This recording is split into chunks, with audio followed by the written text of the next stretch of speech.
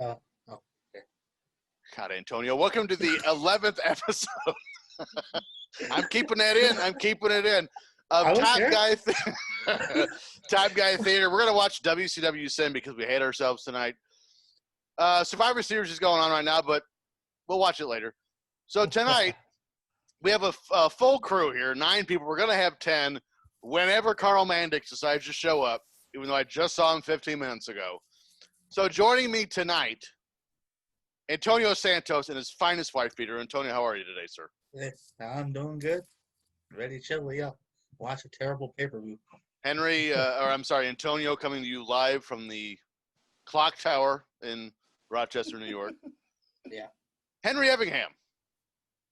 How are you tonight, everybody? Oh, fat and sassy, my friend. Sure. Frank Bruno. Frank, Hey. last week we had Phil Jackson wearing one of the most beautiful T-shirts I've ever seen.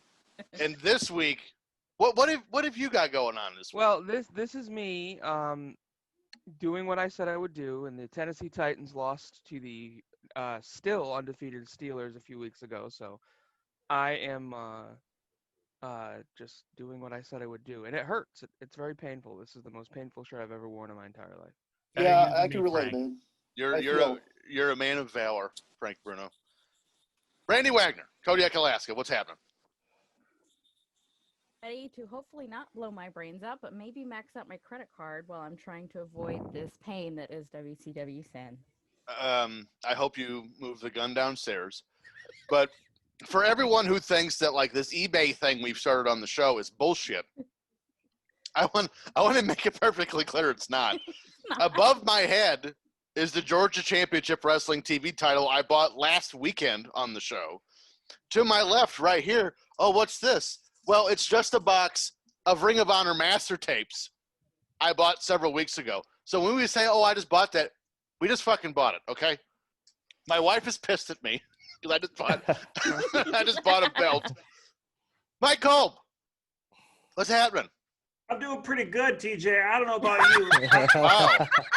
I learned a few things. Number one, if you empty out your bank account through the ATM, you can't buy anything on eBay. Number two, I think we're celebrating day number 7 for Antonio Santos being sober. So that. And in other Antonio news, number 3, I learned Antonio Santos shoots ropes when he jerks off. He just let that be known before we went live. So, I mean, I don't think tonight could get any better. We're about to watch a WCW Sin, so let's fucking do this. I think in baseball they call that a frozen rope. Oh my God. And before I introduce Phil Jackson, because we got a treat for y'all, I'm going to introduce our 2 special guests back for a second time on the show from the land down under, Bharat Sundararajan. How are you, sir? Very, very good, guys. And it feels like so long. You all look older and wiser, except Frank. It's good to be back, though. And all that talk of jizz and mirrors over the bed has taken me. I was in Zimbabwe, in Harare, for a cricket tour many years ago. Walk into this hotel room. It looked all nice, but there were no guests there. And they charged me a day rate. I was like, oh, okay, I'm here to do work. Enter the room, get into the bed, look up, and there's like 2 wonderful shiny mirrors. Which Awesome. One of them looked like Antonio had visited that room. Yeah, that's all I say. So just out of morbid curiosity, what hotel was it? Was it a chain or like a random motel? I was to later figure out that it was the red light area of Harare where more than 80% of Zimbabwe had lost their virginity on that street, very close to that hotel. Most of them in that bed, probably. It was too late for me, though. But yeah, well, it's good to be part of history, I guess. Frank, I'm sure if you ask Brett, we'll give you that address later. Yeah, well. I wasn't aware that you'd ever been to Zimbabwe, Antonio. I don't know either. But you still left a mark. It's a hell of a drug. Carl's in here twice. Our other special guest. Title of a sex tape. Oh, Lord. Our other special guest, Andrew Hermes. Andrew, we've tried to get you on forever, and you're finally able to join us tonight. Yes, sir. Yes, sir. Scheduling issues. How excited are you for WCW Sin 2001? We're sorry. There's only one memorable thing about this show. The end? And it's a bad break. So yeah, Mm, that's it. mm. That's it. So Only I one memorable thing. really need to apologize to you because last week, we had no guests on the show. We watched WrestleMania 18, which was amazing. And this week we get 2 of you, and we're like, hey, fuck you guys. We're going to watch Sin. Yeah. And you watched my favorite wrestler deliver the best spine buster ever, which you should be ashamed of yourself. But that's all right. Carl just Without texted me. Without me, yeah. Carl just texted me. Zoom keeps crashing. Restarting the PC. All right, so we're gonna watch. Well, let me introduce our last person, Phil Jackson, who, as you know, has had a GoFundMe out to reclaim the glory that is a Chevy Camaro. And last week on the show, a certain member of the show, it was me, A sexy member, sent you a very personal David Meltzer T-shirt, which I know you still hold to your chest as you sleep every night. But this week you sent me a special video you wanted to play when the show started, and I'm excited for this. Is everyone ready to watch this Phil Jackson creation about the relationship between him and Dave Meltzer? Phil, what do you want to say about it before I cue it up? This is a Jackson Mandic production. Mandic did all the editing for it today and literally flew it in at the last minute to get it finished. I was outside in the freezing rain for over an hour getting this done last night. So I hope you guys truly understand how much hate I have in my heart for Dave Meltzer after everything I went through to put this video out. Weird. All right, let's go ahead. Let's go ahead and watch it. Dave, you're editor of the Wrestling Observer. You know, some of the shit that comes out of this guy's mouth. Maybe they were telling the truth, and maybe they're not. I think that I'm pretty decent. David Allen Meltzer. In 1982, you created a soapbox for yourself called the Wrestling Observer newsletter, filled with uninformed opinions and biased wrestling propaganda. But it wasn't until 1987, March 29th, WrestleMania 3. That is when your stupidity jumped into the spotlight. Hulk Hogan, Andre the Giant. Considered by most to be most spectacular, most memorable, grandest main event in WrestleMania history. You gave it -4 stars. What happened? -4 stars. You gave it -4 stars using a stupid and irrelevant rating system to fulfill your disingenuous and imaginary assertion. Which is what, the New York Times of Wrestling? Oh, I wouldn't say that, but... Dave, you misused your life by misleading others into thinking that you have true wisdom in the wrestling world. True wisdom is knowing that you know nothing. Socrates. You don't know what your sin is? You want to know what your sin is, Dave? Vanity. You so desperately want the adoration of all of your sheep that follow you around blindly that you are willing to do anything to get them to believe you. Because I've never seen anyone take a loss. The time has come, my friend. The time has come to purge your sins clean. The time is now. Your sins will be purged. And in the wake, David, may your lies and stupidity be burned away with your merchandise. That was goddamn tremendous. That was amazing. Fucking awesome. Love I it. can't. I love it. I would give it 5 stars, but in the little Tokyo Dome, it would be 7 3/4 stars. Hey guys, we have a run-in. I give it 5 stars. It's Cody Rhodes. No, I'm kidding. Don't give me a heart attack like Lauren that. Yaffe's here. Hey, you got dressed. I got dressed. Lauren, you're wearing more clothes than the last time I saw you. How you doing? Wow. Cute. What's Lauren, up? were you did you witness the epicness? She did not. That's all right. I sent her the link. I did not get to watch it yet. I didn't think she was gonna make it, so I sent her the link, and then she shows up right after we finished watching it. You know what's fun also is while that was playing, I almost drowned to death. I saw that. I was drinking and it went down the wrong pipe. But that would not have been as awesome as it didn't- was without Carl's editing. So thank you, Carl, for That was making excellent. No, DJ, were you drinking something, or did you just take an Antonio rope? Oh my god. Oh, Actually, I my think Lord. Brandy's rope made it down here finally. TJ, I will give you a hard link to that so you can upload it to the Top Guy Theater so they can watch that individually. It better be hard. Oh, I think both. absolutely. I think both ropes joined in Indiana. It was like we crossed streams in Ghostbusters. Yeah, you can't. Everyone knows you can't do that. Can't cross the streams. Lauren, would you like to watch the show with us, or are you just here to hang out for a minute or two? I'm gonna hang out for a minute or two. All right, let's go ahead and start the show then. Now that we've been doing this for 59 You guys minutes, have been bullshitting for like an hour. I was being 2 minutes was waiting on Carl. Yeah. No, I was being a little bitch, and I walked Buddy, and I screamed to I don't know, Hawthorne Heights, and and my neighbors are probably concerned because of that. I don't want to talk about it. Whatever just happened tonight in the NFL. And by the way, Lauren, I completely feel bad for admitting to you that I bet on Atlanta. I'm like, I think they might get a Taysom Hill. Let's start the show because I have questions. Let's discuss this. So, go to your WWE Network, pull up WCW Sin 2001, play through the commercial. Apparently, there's one for Survivor Series. I had one for Progressive. Oh shit, that's Greed. Mine comes up as Greed. That's because that's the last one. Wait, is it Greed or Sin? Sin. We're watching Sin. Greed, Sin, they're both shit. Oh, I see. Okay.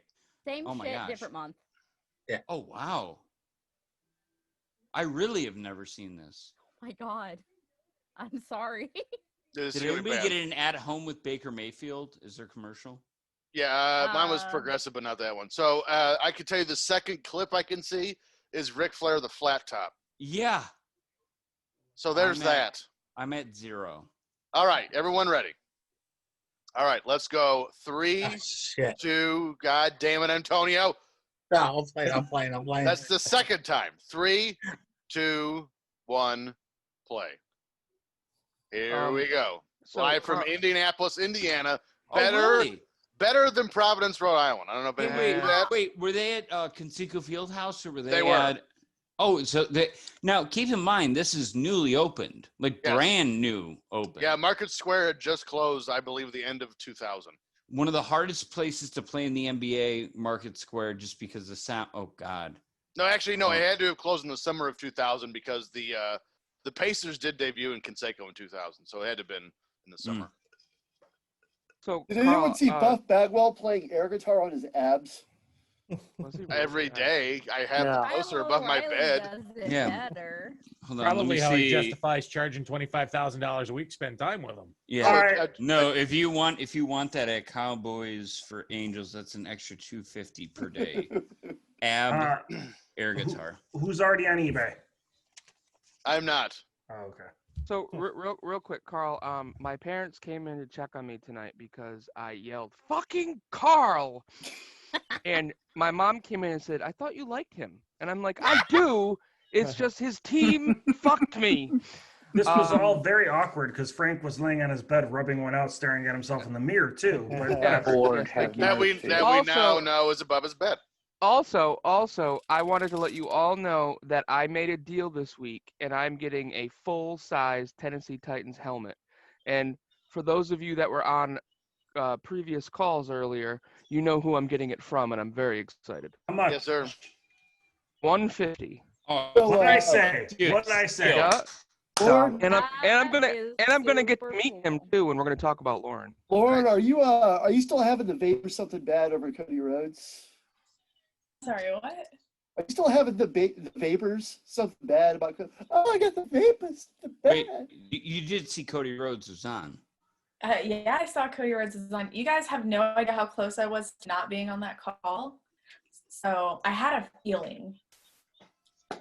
Always trust that. You were having a feeling. We know. Oh yeah. It was an Eric Bischoff. I had to black out my screen for a second. That was Love Life device, and I don't think you guys were anywhere near where I was. So nope. I mean, you had to change your pants. I did. So. What, TJ? What would you have asked him? What would have been the question? I was going to ask him. You know, I respect stipulations. Obviously, you know, it upset me when Ric Flair went to wrestle for TNA after he retired against Shawn. But when the fuck are you going to start wrestling for the world title? I was gonna ask him what the size of Brandy's areolas were. What are you doing? Man, you know those are some big ass. Well, which Brandy are we talking about? Brandy Rhodes. Brandy Rhodes. Oh. I already know how big Brandy's are. Oh God!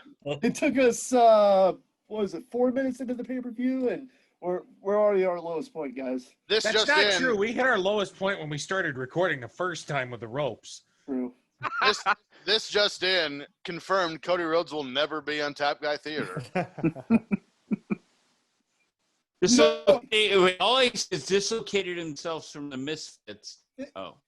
These guys, I've been in talks with Cody for like 4 weeks trying to get him on the show, and we had just agreed on a $75,000 appearance fee that TJ was going to pay with his credit card. Sure. But then his wife saw they got the TV title, and she was like, "No, you're not getting Cody Rhodes on your show. Too bad." So thanks for that, TJ. That is painfully accurate, actually.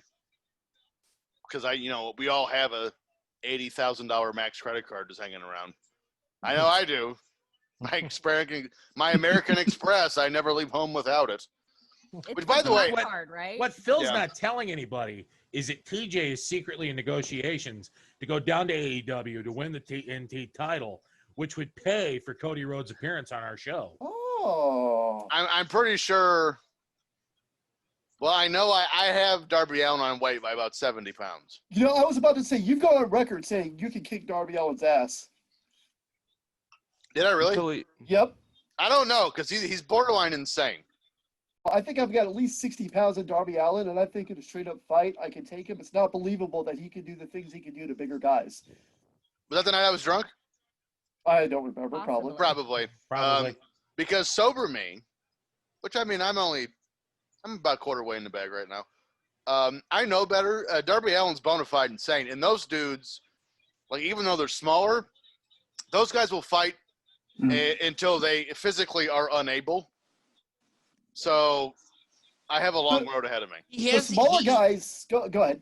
Oh, no, I was going to say, he has a Johnny Knoxville quality to him, to where it's like, oh, I just got blasted in the yam sack by, a paintball gun. I'm fine.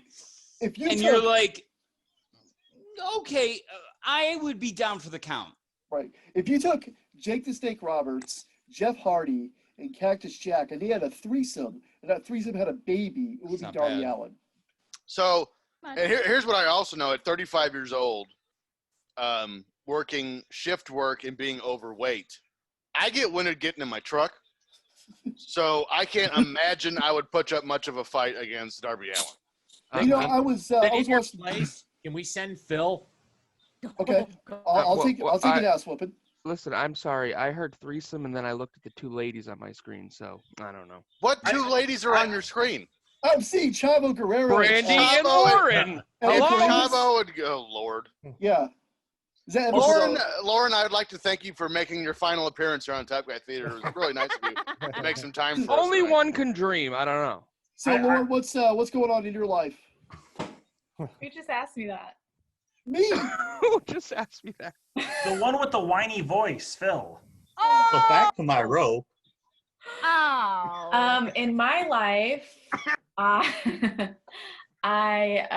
Go Saints, go. Am I the only one in this room not drinking? Me and Antonio? I'm not drinking right now. No, I'm drinking. I'm drinking. I am drinking. And also, Lauren, I'm not saying this to rub it in. I legitimately do not know. Did you guys lose to Taysom Hill and the Saints? I'll catch you guys later. Is this no? I'm being serious. Is this not when you're Taysom Hill had a really good game. I've talked shit about him for a couple of days, and I look stupid for it. He had a great game. No, you don't. You don't, because he's not. WCWPlusSign.com. Yeah, what the hell? Oh, wait a minute. Who asked that earlier this week about the WCW? Was that on That was on Eric. That was on Eric's Be the Booker. Okay, somebody yeah, asked with the on website. I remember that. Whoever asked that was Was fantastic. that RJ? I think that may have been RJ. Fantastic question, because I remember WCW's website being WCW.com, and then it was like a super abstract URL where there was a lot of other W's in it. It was a mess. Yeah. That was a great question. I totally forgot about that. You know, as much as we've been crapping on this pay-per-view, that was since we announced it last week, this cruiserweight title match isn't really all that bad. So this is the best match on the card. I was going to say the same thing. This is best. Lauren, I just have to confess, I pressed play 20 minutes back, so I'm watching all this for the second time in the last good 1 for hour. you. Doing extracurriculars. So, Lauren, if it makes you feel any better, possibly being the only thing being more upsetting than losing to Taysom Hill and the Saints, the guy I'm playing in fantasy football started Taysom Hill at quarterback today, and they are now beating me. Why would he do that? I have no starting him at tight end. Well, here's what's fun. I'm 8-2, and I'm probably going to lose this game now. The guy I'm playing is 6-3-1, and just for context, his team name is Teenage Mutant Ninja McConnell, which is fantastic. Real quick, I wanted to jump back over to to put a bow on the Darby Allin conversation. I was watching the Undertaker second Broken Skull sessions today, and he was talking about his match with Shawn Michaels at Bad Blood. Did that drop tonight? Yeah. I don't know when it dropped, but I watched it this morning. I think it dropped like today. So he was talking about how guys like Shawn Michaels have to work harder than guys like him in matches. So when you see a guy like size-wise, like Darby Allin in a match with a bigger guy, which is almost everyone, he's got to work that much harder to make the match look good. So, just on a cardio level, I'm pretty sure Darby Allin would just murder me because I'm an asthmatic. So, but yeah, it's crazy. Wouldn't you say it's 50-50 though? Because doesn't the big guy have to put you over? I mean, a little bit, yeah. But, I mean, here's the thing. You have to make it look like you're trying harder. Because, I mean, obviously, if you're a big guy, you can look like you're not trying and throw the little guy around because that's your point. You're supposed to be a big guy. But the little guy has to try really effing hard to make it look like he's throwing everything at this big guy. And a lot of times he does. By the way, not to change the subject entirely, but I don't know why on Twitter yesterday I saw the video of the job guy no-selling the skyscrapers again. And it's every time I watch it, it's so glorious. Just watching this guy no-sells. So for those who are unaware, the skyscrapers were a tag team. And I think there was 3 incarnations of them. But the original was Danny Spivey, who we all know would become who the hell was he? Y'all want to have a picnic? Yeah. Waylon Mercy. Waylon Mercy, thank you. And then Sid. Sid was the other one. And so then they're facing, and then Undertaker became, I think he replaced Sid. So they were wrestling two. This is Sid and Danny Spivey. They're wrestling 2 job guys at center stage. And there was one dude. If you watch the match back, there's one dude in chaps, in leather chaps. So you know he's good. Was one of the job guys. He's in the ring the entire match.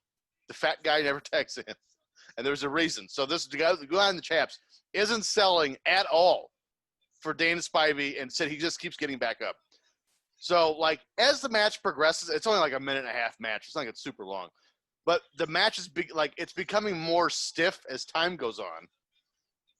And then all of a sudden the bell rings, and that guy did the Hulk Hogan Ultimate Warrior pin. So he kicked out on 3 after Sid power bombed him to whatever else. How would Mike Chioda how would he paraphrase that when somebody kicks out at 3? I don't know. How would he, Carl? You're our Mike. Listen, I look at him and I say, I'm like, he kicks out. And so I'm hearing in my ear, right? I got Vince in my ear tell me, hey, no, don't count that. That's going to be fucking bullshit.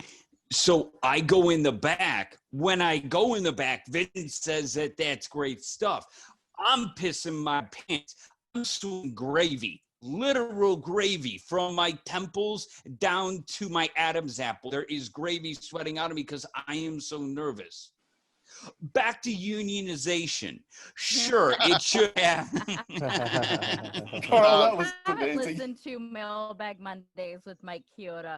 We highly recommend it. It's And the also it's the remember best this thing. It's the respiration. best thing ever. Yeah. I gotta be honest. I did not think out of all the stuff that I'm like, oh, that's not really gonna be all that great. I thought I was gonna like X-ray the most.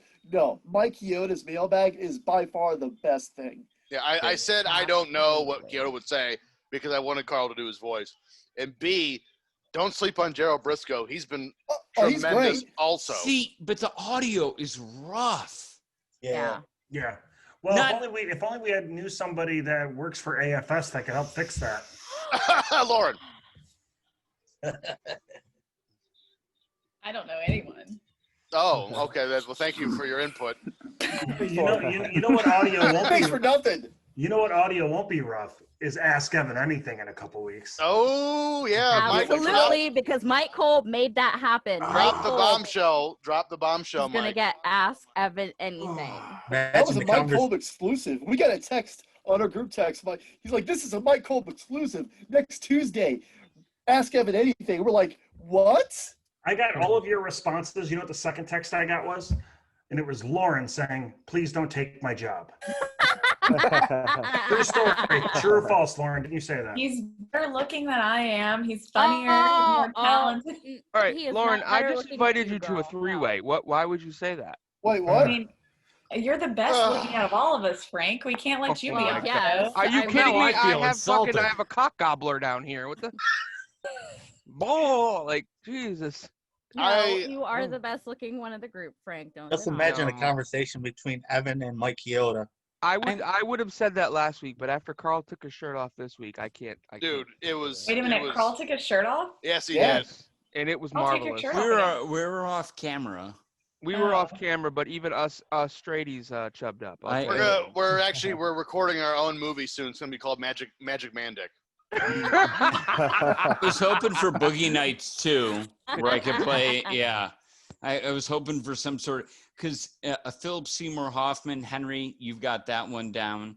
I've already casted Boogie Nights too. It's going to be entitled Two Cups, One Man Dick.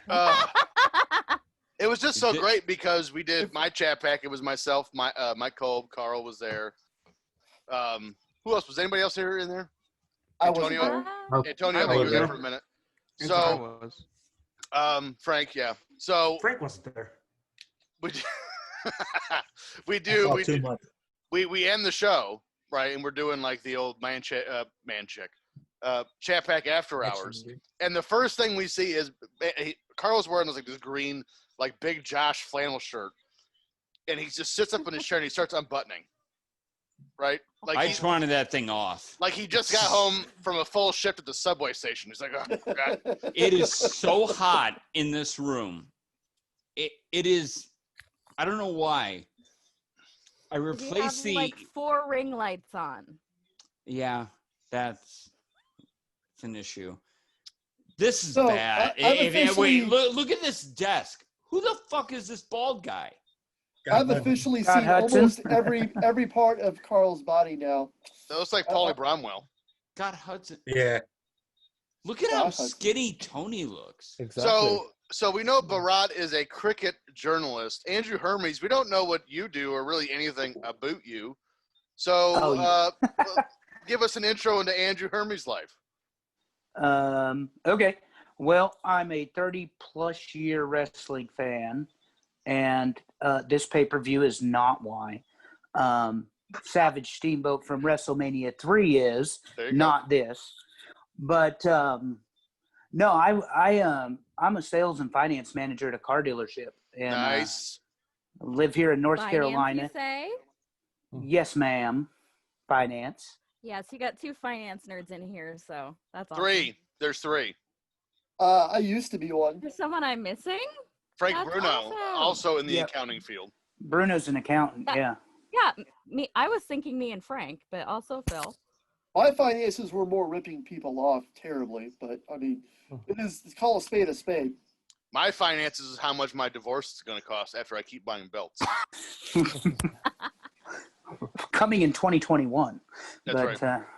I'm sure Matt Levitt, who is not here, would attest to this. You know, Are you like sure? Like I said, up until very, very recently, my wife worked as a paralegal for a law firm for years and years, and I just knew, like, if for some unfathomable reason I would ever get divorced from my wife, I would get railroaded because she free legal representation. And so it's like, all right, me and all of my no dollars, I'm going to throw all of this at you and all of your legal representation. You know what? Here, just tell me what you want. I'll write it on a piece of paper, and you can have it. Henry, what were you blurting on about? As the interview here between Mike Tenay and Ric Flair ends, I don't really see where he has a flat top. His hair Henry, I love you for so many reasons right now. I don't even know where to start. So we're having all these, having these discussions about Andrew Hermes' profession, and then we get to talk about money. Frill's getting divorced, and then you just chime in. Ric Flair doesn't actually have a hot flat top in this picture. What are we talking about? What's your guys' favorite big veto match? This one. The fuck This is one. veto? Whatever the last one is. Hey guys, real quick, what do you think the star rating was for Chavo versus thank you. Hurricane? 2 3/4. Ooh, I think you're low cutting it. 3 even. Okay. Go one and a half. I would go 3.25. I'm with Brandy, 3 1/4. Okay. One and a half. Barat? In fact, like, can I just say something about Dave Meltzer? No. Yes, Nobody likes him. He is the theme of our show today. No, can't we, like, just how WWE used to file these copyright infringement things? I wish Matt was here against like WCW for using Scott Hall and Kevin Nash as their characters or whatever that was. Like, as a journalist, I want all of us to unite and file a similar copyright infringement against Dave Meltzer for never being able to use that fucking term journalist. Like, I really want to get some legal. Absolutely. As someone who writes for a wrestling website, I will co-sign with that with you, sir. Literally, Thank you. I won't anything use at the word all. journalist because of him. I will sign any piece of paper at all that will make Dave Meltzer's life hell. Any promo you need me to cut, I will go up and kick him in the balls if someone pays me enough money and gets me out of jail. Anything you guys want to belittle Dave Meltzer, I am 1,000,000% on board for. Two things. Real quick. I have a wedding dress fund. We can use that. We'll bail you out. Good. Lauren, this has nothing to do with the crush. Let's just listening to the audio as a fan. Is it weird to you? Who the fuck is this? The missing link? It's Reno. This is worldwide legend Reno. Real quick, Mike. Listen, my Fuda is not that big. What do you? Well, hold on, you gotta wait for me to get there we go. Now the fans that are watching on YouTube can see it. So for those that don't know, the Bastion Booger, the man that personified Bastion Booger, is actually Frank Bruno. God. What is that on the back of his head? That is a ponytail. I want to say Damian Demento, but looks like the hair piece I found on my bus last night. That's right. Oh. I literally have zero memory of Reno, and I'm probably better off for it. Yeah. So I'm going to say 3 things. One, can we appreciate that at Starrcade 99, or I'm sorry, Starrcade 2000, there was also a Reno and Big Vito match? Because when you think Starrcade, you Twice think is somehow Reno, better? And then 2, I noticed during when they were playing, because I'm actually watching this fucking garbage, while they were replaying like the highlights of this feud, Reno's finisher is the Crossroads. Yeah, it's roll the dice, I think it's called. Yeah, something like that. 3, I'm going to give Thank you. 3.5 stars to the first match. And Dave Meltzer gave it 3.5 stars. Boom! Oh, wow. TJ's magic. I am It's all trespassing. downhill from here. Yeah, God. No, the highlight is that's not even the highest rated match on the card. What? Stop Oh, it. you say. Wait. Stop. Wait. Are you Wait. kidding me? Is this isn't, is it? Let me look and see if I can spot it. All right, so actually, I'm going to read through the matches. We can see if we can guess which one it is. Hey, It's Barack, not- while we're wait, talking about wait, Dave was Meltzer, it- can we just wa- go get a beer? Wait, is this guy Reno Riggins? I think so, yeah. No, Okay. no, it's not Reno Riggins. No, it's a different Okay. guy. I have So- never so- seen these two no, before in my no. life. But no, Lauren, what I was going to ask you is it weird when Bischoff goes, when Eric goes, listen, he'll like eviscerate him, right? He'll kill him with just dissecting him with words. But then he's like, hey, I get a beer with him. And I'm always caught off guard by that because I'm like, okay, do you hate him as a personality, or are you okay with him as a human being? I don't get that. Like that part always confuses me because I feel like all of us, I shouldn't speak for everybody, but we lump one and the same, like, oh, I'd like to, smash that guy's teeth in. Yeah, I get a beer with him. Wait, what? It doesn't add up to me. Here's what I think. First of all, Eric is a very complicated individual. I'm sure you guys know that. Fact. I also think it's one of those, he just phrases it differently, but what he's saying is, I don't like this person, but I'm open to a conversation that may change my mind about that. Or, I don't know, it's like there are people who, like I went to high school with people and it's like, I wouldn't cry if I found out they died, but if I passed through my hometown and saw them at the bar, we'd get a drink. I don't know. I think it's kind of that sort of thing, like where they're not really on his radar, but he has his opinions. I think that's fair. No, I think that's a good. He is complicated. Definitely that. Yeah, layered and complicated, and very. I've always wondered, just like what that meant. Like, I get a beer with you. I'm like, I don't get it. It's like because Bruce was about to kill him this week. Yeah, he was hot. He was 11/10 hot. Really? Oh yeah. Yeah, oh my God. It was tremendous.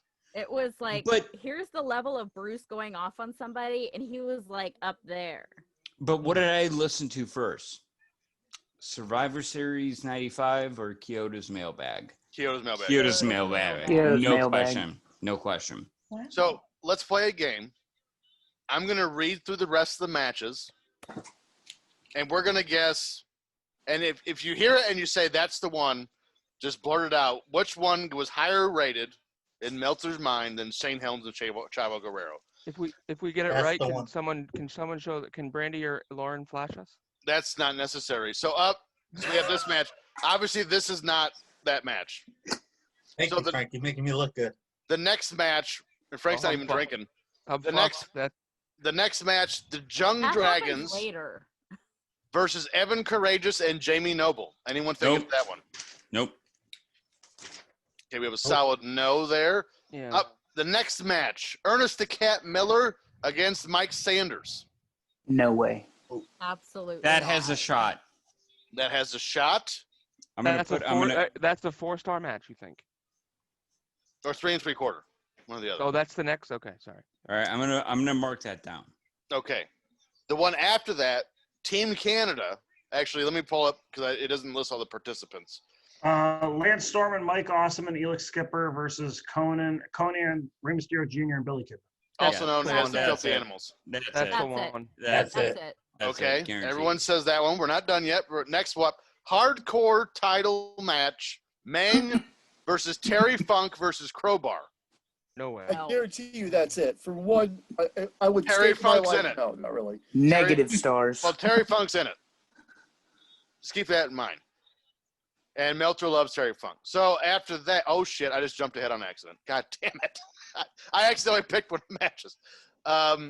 Up next, Natural Born Thrillers against the Insiders, which is Kevin Nash and Diamond Dallas Page. Nope. No. Okay. That was a thing. That was the thing. Hey, What's funny is that's better rated than you guys think it is, but no, that one's not it. By the way, it had these two had the ability to procreate. Reno and Vito, do they create Ryback? Oh Yeah. my God. That is exactly it. These Oh, two had a God. baby, and it was Ryback. And they all work the same. Yes, sir. Up next, WCW U.S. title match. Shane Douglas versus General Erection. Bonus part of this question, who is the reigning U.S. champion in this match? Major Guns? I That know. would be I know. General Pick me. Erection. Over here. Me. Everyone says General Erection? Yeah. I think No, so. Major Guns. That is Oh, correct. I thought you were asking if I had one. No. You just have a general erection? Not a specific one. You just Just an general. all-purpose erection. This is like when I order food erection. I get this one's normal. Not like the Cody one earlier. Right. Next match. This one, you guys, I am looking forward to in more ways than I could fucking tell you. No. Mike Total- Awesome. Totally Buff. No. Buff Oh, Bagwell God. and Lex No. Luger. Hold No. the phone. That is the least No. offensive part of this match. The opposing team, Goldberg and Sergeant Dwayne Then- Bruce. But, yeah. Oh my God. Buddy Lee Parker. I need alcohol for that. I'm gonna need alcohol for that. No, I think I would rather drink Malort. I think we can all agree it's not that one. No, not I that. need another monster. The main event, Jeff Jarrett versus Sid Vicious versus, yes, I'm trying to peek around my camera to see who else is on here. Scott Steiner versus a mystery man. Wait a minute. Is this the one where he breaks Yes, his foot? this is the one. This where- is the This one. is that one. But He didn't break his foot, man. You know, if I were Dave Meltzer, just because Sid broke his leg, I would probably rate this more stars because No. that's the most real thing Sid has ever done in a ring. No, he broke. Oh, Wait, wow, he that was broke it on Thunder. No, he No, didn't. it No, was he this brings No, show. this sir. match. It's He this broke one. it on this show. Yes, sir. Fuck yes! Oh my god, I'm so excited. Well, Carl just popped. So what's the Something top else may match? have happened too. What's the top match? I think it was unanimous. Everyone picked where to go. Everyone picked Team Canada versus the Filthy Animals. I'm not going to say that. Is I'm it gonna Mike say Young Sanders? Dragons. I'm going to go. I'm going to say the Young Dragons versus Evan Yeah. Drake, Jake Noble. I didn't pick anything yet. I wanted to hear all the matches. I'm with you, TJ. I'm with you, TJ. Young Dragons. Yeah, that sounds exciting because Yeah. it had some Oriental characters, so that counts. With Jimmy Wang Yang, my friend. Jimmy Wang Yang. Oh God. Yeah. Don't Well, say it. Italians. Well, all I'm gonna say is the top match gets 4.25 stars. Oh damn! Wow. Don't spoil it, Mike. We want to wait. Here comes the crossroads. Don't you dare. Don't you dare tell me it was the main event. Just don't. You're triggering TJ, Mike. You got him triggered. Just leave him alone, okay? Wow, he still has his Cody boner. Let him have his moment. Because spoiler alert, the special or so actually, you know what? Carl hasn't watched, so I'm not going to say it. Can I get a time check since I accidentally picked one of these shitty matches to They're watch? in the smoking area. I am. I'm at 31, 17, 19, 20. 20. All right, behind you. Yeah, when I was going through these matches, I actually picked one of the shitty ones, so I had to. Actually, I was pretty close. I was within a minute of where we actually left off. So is that Chronic? Yep. Holy shit! Underrated. For what? Whoa. Hot Shirts? take. Shirt choices? Sunglasses? Like, what are they underrated for? Leather pants? No, I would say Chronic just for Canyon. Oh, hello. Canyon It's wasn't not- in Chronic. Whoa, I'm not getting a Canyon. flashback. Oh, PTSD. No, sir. I'll be. Liam I'll be. Neal. I'll Kind be of right like back. Chronic's theme Who music. is she? Chronic was Brian Adams and Brian Clark. He looks like my ex-wife. That's not bad. Who was? Who was? Canyon was in the Jersey Triad. Sorry. Oh, hi. That would 'Cause I- be I don't know who Leia these people Meow. are. Kia Meow was what the hell was her name in ECW? Leia Meow. Kimono Wana good- Leia. come on, Come on, a Guys, Leia. Come on, a I Leia. just went and joined Chronic, so I get the tight muscle Yes, shirt. Jesus. we How need did to you talk change that about fast? this. I Because don't even want to Leia know. Meow was Kimono Wana Leia in ECW. Oh, they did the and it lesbian was angle, right? part- Yeah, right. It was her and Yes, Beulah. with Beulah McGillicuddy and Tommy Dreamer. Well. And So- he said, "I'm hardcore. I'll take both of them." I'm all that's very groundbreaking and what, but I have a bigger question. I have a life question.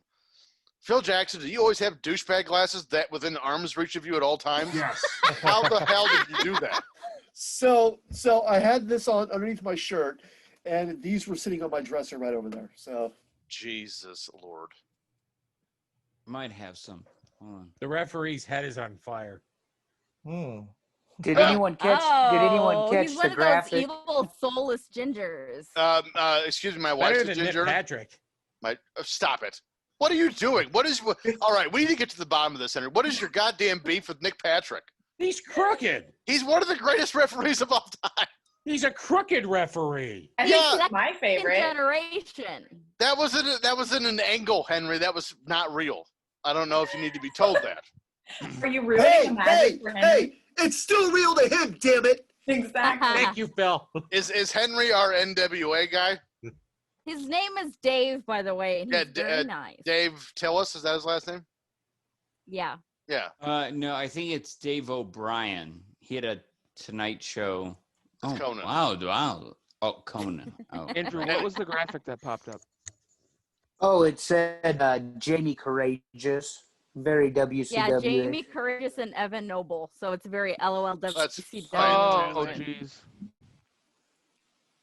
Actually, I Everyone wonder looks where. extra tanned.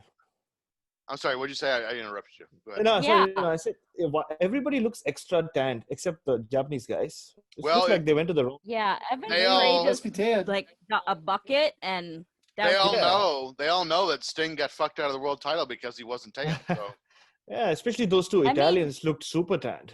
Oh my I God! mean, look to at be this. the This man, is you've got to great. be tan. that's right. Yeah. true. This has to be the match. This match is on fire already. I got a Oh my God. I got a segue. Something just popped into my head, and I apologize. I'm going to forget it because, yeah. Because we Lauren's have here. we have all these GoFundMe like goals for Phil. Henry Evingham also has a GoFundMe, and I He does. think we should make a deal that when Henry gets to 100%, he's got to get his nipples pierced. Yes. And we get to record that, so we get to see what that's like. Yes. I will wait, do that. wait. Go ahead, Phil. No, go ahead. Now I want to hear what you're going to say first. Actually, maybe it should be his nipples and his belly button. I am so on board with this. It's ridiculous. The belly button is not bad. That one doesn't hurt at all. The other one, I'm not so sure about. I mean, Governor Cuomo has his nipples pierced. No, he just needs to go. Here's the thing. This is what I want. He doesn't need to get both nipples pierced. He needs to get one nipple pierced, and he needs to wear the Van Hammer style T-shirt. Yes. You know what I want? I want nose, nipple, belly button, chain to all three. You guys are murdering Brandy. Brandy's dead. And I think Lauren has probably given up on us forever. And he needs to wear a sleeveless Iron Maiden T-shirt with a flannel tied around his waist and just sit in the corner of his room the entire show. Lauren is the only one that knows about Do my I get to talk, or do I just have to sit in the corner? You just get to piss and moan the entire time. Then you can say, "What about Henry?" You can What put the about me? location. What about Henry? You can put the location of the piercing shop on the map, though, if you want. Well, if somebody's going to have to come film it live, I mean, You're setting your phone in the corner with the record button. Nope. in front. Antonio volunteers. He'll be there. I don't remember him volunteering. You just drafted him. That's He right. texted TJ. That's what right. we do. And I will find you a good, reputable piercing shop so that when you go to get pierced, everything is clean and. Or I sanitary will and all stuff Frank Bruno in his yellow Volkswagen Beetle with his flower petal rims and have him drive to Corning, New York and film that shit. Wait, Frank I feel like drives a Beetle? no, I feel like that's a Mario Kart like add-on. I feel like that. You know what's that's funny like is actually I described one of my boss's old wife's car, which is why I said it. Because I could totally see Frank driving it. Speaking Well, no, of Lauren, What Lauren the got fuck? a- No, hold on a wait, second. wait, Hold no, the no. fuck. Hold on. Time the fuck out. I drive Mustangs, motherfucker, and I drive a very sporty 2020 Camry Extreme Sport Edition. No. You drive Ford Mustangs for a weekend. Are you guys watching this match? Is anyone Yes. watching this match besides me? I just got insulted, man. I gotta give props to Frank because at least tonight he doesn't sound like this. So what do you guys think about Jamie Courageous? You sound like Oscar the Grouch inside his trash can. Just You shut your mouth. Shut your mouth. You sound like Kubla Khan, like. Shit. Lauren, show me your boobies. Am I don't. Is Top Guy Theater turned into a Slayer video? What is happening? Hang on. I get a legit question. Lauren, you're still here, right? Whoa, wait. Did Still anybody here. see that foam guitar? Okay. Oh, Evan. So, since joining ad-free shows in the ad-free shows community and interacting with all of us and talking on the chats and talking on Discord and doing all those videos and getting text messages and everything, how rich would you be if you had $1 for any time somebody asked them to flash you? Frank said it today, so I would have $1. That's Bullshit. crazy. That's crazy. Well, I'm gonna get you rich then, because I'm just gonna keep saying it. Bullshit. I call 1,000,000% bullshit on that How one. many dollars would you Lauren, give Lauren I to show actually her boobies? never asked. I'd empty my savings account. How much is in your savings account? 2 cents. No, I'm just joking. That's not even a whole $1. That's not even living up to your end of the bargain. I'm not gonna tell you what's in my savings account. That's fair. He's twice divorced, so probably 2 cents. Yes, No, divorce it's is a expensive. quarter of 2 cents. Divorce is very expensive. Frank, send Cheaper to send keep her, Lauren- Frank. You'll learn. Frank, No, send it's- Lauren no. a screenshot of your savings account. Maybe When then she you can and I marry get her. married, you'll learn. It's Oh. cheaper to keep her. Hey, wait. Is this a Top Ad Theater exclusive? Breaking think it news is. here on Top Guy I think it is. Theater. Surprise! TJ, insert graphic here. I will fight Frank. Oh.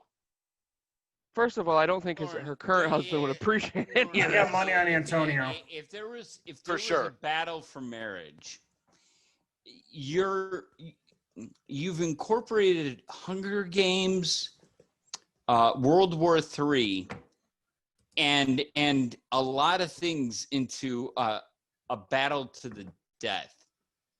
There's going to be more fatalities than there are going to be families out of that. I will say I think I just found if I had the opportunity to marry Lauren, that would be what I would watch Two Girls One Cup. if I had the Okay. opportunity. All right. Okay, I tell you what. I will donate to my own fucking GoFundMe account if we can stop referencing Two Girls One Cup forever. Thank you. I will double that. I will match that. All right. I will buy Henry a house. Yes, go ahead, Lauren. We get that one in writing. No. Frank, when you've been like a part of ad-free shows for like a long time, right? Yeah, when since it was announced. So that first Locked and Loaded, it wasn't Locked and Loaded 1. It was actually Locked and Loaded 2, but it was kind of the first one of the modern era. Do you remember that? It's not the one where I have Eric with the turtleneck on. No, that was the first one. That was phenomenal.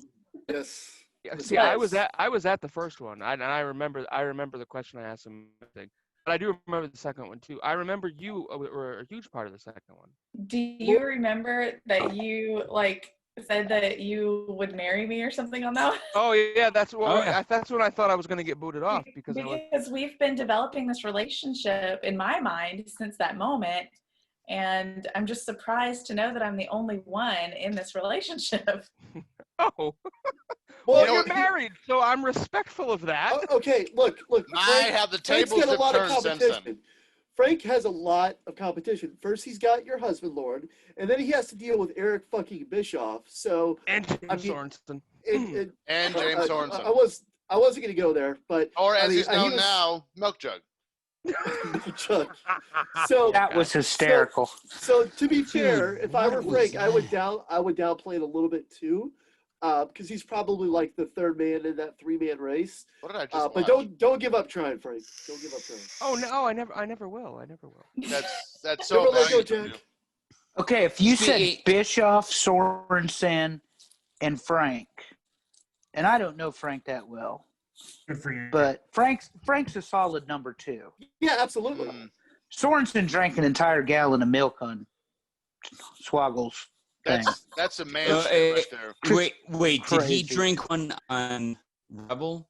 No, he showed up at the No, end. that was Swoggle. Swoggle, yeah. No, I'm just wondering if he went part 2. No, he didn't show up till the end. Part 2, and this time with 2% milk rather than skim. Which doesn't make sense because skim milk's closer to water than 2%. 2% would be worse. I cannot wait to do another video with Swoggle. That's a beautiful What car. is happening on the pay-per-view? Someone What just pulled the up in a fuck 19. is this ZZ Top? Someone just pulled up in a 33 Ford Hot That's Rod. gotta be That's Ernest the Cat fucking Miller. Buff Bagwell. It's Oh my Buff God, Bagwell. no! It's Is Buff Judy- Bagwell and Is Lex Judy in Luger. there? Wait, Judy's not in the car? Probably in Mom- the trunk. Mom just shaved my ass crack. Is it? Is it me or does Lex Luger look just uncomfortable in this time frame? Very. Yeah. Like he's Very. gotten too big for rational living. Well, Here, let me just here. True, I'll true or track it. false? True or Dude, false? are They you were- so excited for the stroke you're gonna have in a couple of years, bro? I'm so excited. I'm gonna be like 3 times smaller. But you know about you? You're gonna try and steal money from Starcade. Wait, from Conrad? I don't even know him yet. Yeah, I'm gonna steal money. True Fist pound. True or false? The stroking you were talking about is they were watching each other stroke off on the way to the arena in that car. Well, they God, for I one, hope not. That's a beautiful looking car. He For one- didn't have a stroke. I thought he broke his neck or something. no, he had a stroke and he was on an airplane when it happened.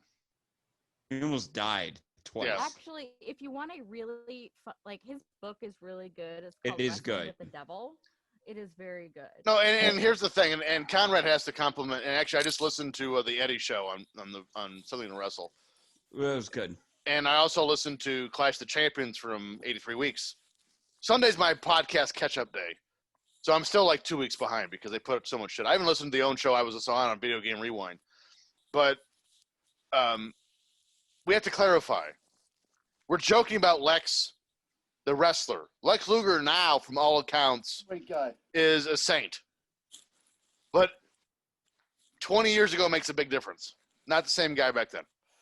So in love with himself. The narcissist was the best thing for him because it was the truest to his actual self. And I will say this, had they kept on with the narcissist character, he would have been world champion. Yep. And Has anybody met him in real life since the stroke? He's done Comic Cons and whatnot. I have. Yeah, I met him at WrestleCon. He's very, very nice, very respectful, very humble. I sat and talked with him for a couple minutes, and he's just very nice. But at this point, it's the height of steroids and alcohol and pills and having somebody peel a trip for him. No, I get that. The reason I asked is because I met him last year at WrestleCade here in North Carolina, or not WrestleCade, NWA Legends in August, and that was where JR's first live show was, Conrad, and it's sad. The physical stature, he was. I have a picture of him, Wyndham, and Steamboat, former world champions, with me, and he slumped over in his wheelchair, unfortunately. Yeah. Then when we did it's a lot, for him. Yeah, then when we did the meet and greet, like you guys said, everything very humble, very nice. Asked me what if I had a specific memory of him. I mean, very nice guy, very nice. That's why I asked if anyone's actually met him or if you had all just heard the turnaround story because it is as advertised. Well, again, it's the story of two lives. Yep. Luger 20 years ago, or 30, or pretty much his entire career, everything you hear, he's embarrassed to be a wrestler, never really wanted to do it, self-centered, never wanted to put anybody. But now is Luger still a in the WWE wellness program? What? I'm sorry. 1 second. Oh, I don't mean in it. He's one of the counselors or coaches, whatever you'd call it. Is he still doing that? Oh, I don't know. They don't really talk about that. Who the fuck is Mrs. Jones? Exactly. Mrs. Jones, Abby. Hey, by the way, kick that motherfucker out with the Brett Favre jersey. Goodbye. Okay, first of all, I'm pretty sure Mrs. Jones is a reference to some James Brown song, because that's who he was coming out to James Brown here at this time. Probably, and yes. he was doing the dancing and the red shoes. Let me look at her. Oh, those boots are, oh my, I want those boots. It's neat that Carmelo's mom did a thing. That's awesome. True or false, Barat, you have a pair of those boots on right now. Right now, absolutely. I You know can't what? show them to you. Yeah, there you go. But yeah, pink, man.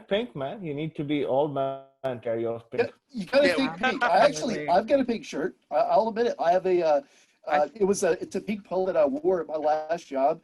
My wife, she talked me into buying it. I'm like, there's no way I'm wearing this, and I wore it. I'm like, fuck this. I guess pink's an okay color on me. What the hell? It turns heads. It turns heads all the time. Yeah. Oh yeah. Yeah, I mean, I think pink all the time too, but oh, you're All right. talking about shirts. All right, Frank. I'm talking Frank. about shirts. I'm so okay. So here's the thing. I was going to mention this earlier. Thank you for just speaking up again, because you reminded me of it. Frank was afraid. This is how comfortable we've gotten ad-free shows.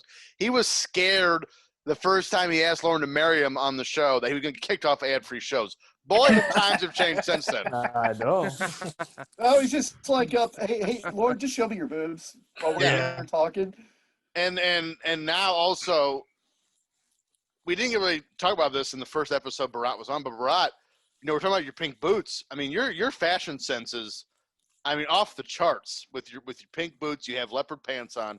I mean, you are the modern, you're the modern.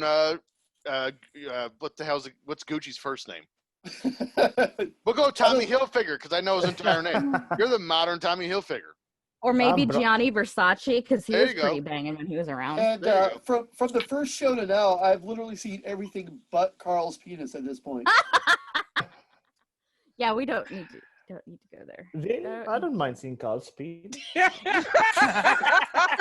guys, And diction. Whip it out. guys, I I'll think flash that it. I've seen Carl's penis. You don't want to see it. Oh Lord. I got no shame in that one. Also, That one's that but we got to do an OnlyFans if we're going to go. Yes, we do. Dylan Bostic on it. Well, Oh my I'm god! sorry, I what still did you- can't believe that was a thing. What did you Dylan. just say? Does Um, Dylan Bostic have please tell me he has an OnlyFans. He has an Oh. OnlyFans, and it's all out there. And he's showing off his ding dong? $6. Dylan, you're worth more than that. $5 foot long. We also found out, let's do a little Top Guy Theater retrospect. We found out from the first year to this one, Frank Bruno, not the biggest fan of WWE women's wrestlers getting pregnant. Oh God. Accurate. Yeah. Well, I want to That was say the thing. God bless Lauren Yaffe, because I made sure Dave edited that out. Totally. Wait, what? What I said on the Hornswoggle Zoom, I asked Lauren if it could get edited out, and she said she'd let Dave Silva know, and he did. He edited it out. Because the only thing that I made on the show is when I told Lauren she had to put out, and I don't remember why I said that. I don't remember that. I don't remember that at all. Because I heard Cassio was like, Frank Bruno hasn't said a damn thing, and then he comes out with that. Oh God, that's tremendous. Lauren, I'm sorry. I invited you to this, Lauren. I'm like, hey, Lauren, you really should come to that. We haven't had you on the show in a while, and it's been nothing but a pending sexual harassment lawsuit case for Lauren ever since.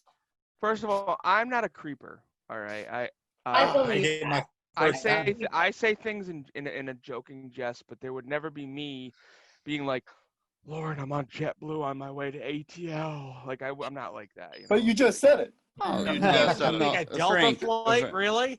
Frank, neither Fucking you're right. Or if there was, Lauren, if there was heartache or something terrible to happen to where you were somehow single, you're looking to four guys with built upon chivalry. The thing is, out of those four, there's only one that would be in your hamper.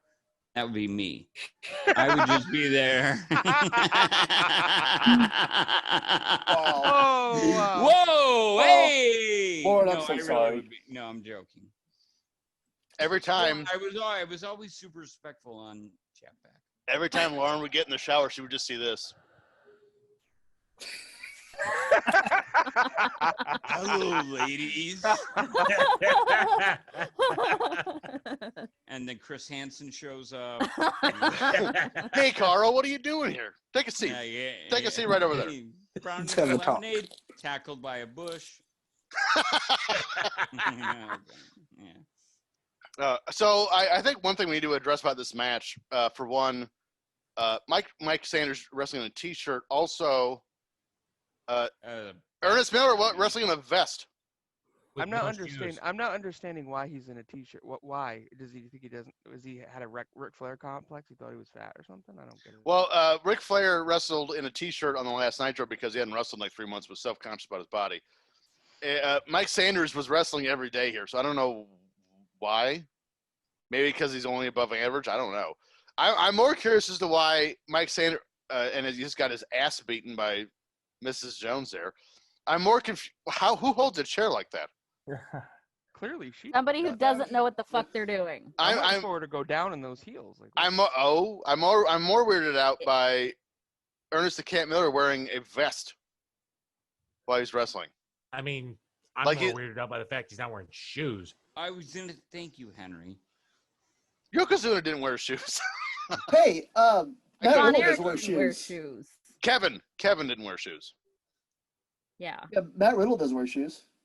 Matt Riddle's Yeah, that's fuck probably Matt not. Riddle. There's Chronic again. Are they going to be the Kane and Undertaker of this pay-per-view? And just interfere in every match? Well, I mean, they were just handed a large amount of cash before this one, so yeah, probably. I mean, I think that was a horrible. The cash is in Brian Adams or Brian Clark. Look at, oh my lord! Hey, Is it's he Mike. holding the cash? It's Mike Kolb. I want somebody to come stuff $100 bills in my mouth. Please. Wait, do you want me to get my shot again with money? Yeah. Let's see the money shot. Oh, please don't give us a money shot. Oh, the money shot's coming. Oh. This is the money that, for those of you in our group chat, my mother-in-law found in an envelope on my kitchen table, opened up the envelope, and then said, "Why do you have $1,100 sitting on the table?" We can't see it. Well, I had it up for a second There ago. you go. There we go. There we go. This is the money I'm about to put in my bank account to send to someone's GoFundMe. I don't know who. All I see is Frank's boobs. What? In his The background. background. Hey, TJ, Oh, you know where Mike lives, right? I do. Okay. Show's gonna be done about 11. I'll see you probably about 3:30, and then we can go take care of that business we had talked about. That has nothing to do. Yeah, you're adorable. I'm not going to be awake at 3:30. Not So for there's that. $1,100. I mean, not to go hang out. I mean, if we're gonna go and you're gonna get, I mean, we're gonna split up $1,200 where I'm gonna get $1,100. You're gonna get 100, maybe. Well, I mean, it depends. I just kind of want to cuddle with Mike. If you want $1,100, Cuddle with Mike. That's fine. But we gotta in on this together, TJ. I mean, I'd legit not go to work tomorrow and drive to Indiana for $1,100. Mike and I talk almost every day. I cuddle with him like every week. I mean, it's not a big deal. That's not a big deal to me. It's just normal. That's just life now. Well, I mean, again, You know, I want that experience. You want to know why TJ cuddles with me? Because he wants to know. He wants to remember what his wife smells like. Oh, there it is. That was good. That was good. Why is I everyone? enjoy how Lauren's just no selling that down there. Why is everyone laughing? Why is that funny? That's also the title of Lauren's sex tape. Oh! Wait. Is wait, it called? Are you saying, is it called The Rookie? What is Lauren doing down there? Are you saying Lord Dead Fish is everything? Lauren, do you? What was that? Was that on Saving Silverman? She was like, no. What was that movie? She was like a dead fish. And then he does. Oh, that was Beer Fest. Sex tape.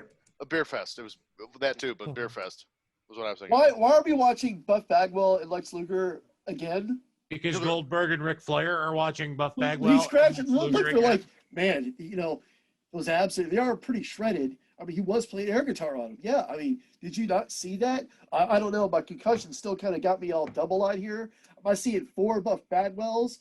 Or, dude, wait a minute. Is this my concussion, or do you have a fucking David Flair haircut going on right now? What the fuck? See, what I hear is Ric Flair looking at Goldberg and saying, well, at the end of the night, once this pay-per-view is all over, I'm going to go out to the bar next to Conseco Safe House here. God. And I'm going to go find me some Did you just say the Conseco Safe House? I might have. Yeah. This is not a safe haven for Mafia members. The Indiana Pacers play here. It's the Conseco Fieldhouse. Hey, Goldberg, will you autograph this, please? And don't concuss me while you autograph, please. And don't cut your arm there it open was. either. There it was. There was a concussion right there. Oh, damn it. DJ, don't mind me. I'll be right back. Rubbing one out?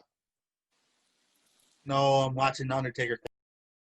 Oh, he's gonna go cry. He's actually watching Survivor Look at Series. him sit. Look at him sit with his arm on his leg like a goddamn poet. He's actually watching Survivor Series, probably like most people in WWE. We're the only 10 assholes on the planet right now watching. And then there's You guys aren't watching Survivor Series right now? No, I'm watching it. I'm following it on Twitter, but I'm not watching it. Although I'm not even doing that. I do see Mean Gene Okerlund and Jeff Jarrett right now. Jeff Jarrett, don't piss him off. By the way, Phil, did we ever get confirmation on the thing? No, not yet. Oh, the other thing, yes, confirmation that has been confirmed. The Yes. blue. Okay. Yes, the eagle has landed. Okay. Very good. The other thing, I ordered this belt Kevin 6 weeks after the first one and got that one already. The other one hasn't shipped yet. Seriously? That one still hasn't shipped yet? No, Kevin. Did you say Kevin Nash is there? Don't ruin it. No, I don't want to hear any talking Yeah, about stop the it. What Survivor are we Series. doing? Stop it. Whoever's Kevin Nash. no, stop it. No Survivor Series bullshit. You I'm guys gonna are watch dicks. it later. You guys are such dicks. That's why I mute my mic. Oh! I forgot to tell you guys. I Team think I just Canada. found a new nominee for world's worst referee. I forgot to tell you, Team Canada versus the Filthy Animals, the special guest referee, Hacksaw Jim Duggan. Hacksaw Jim Duggan. Oh. Is this before or after he found the TV title in the trash? It was after, wasn't it? Yeah. Oh!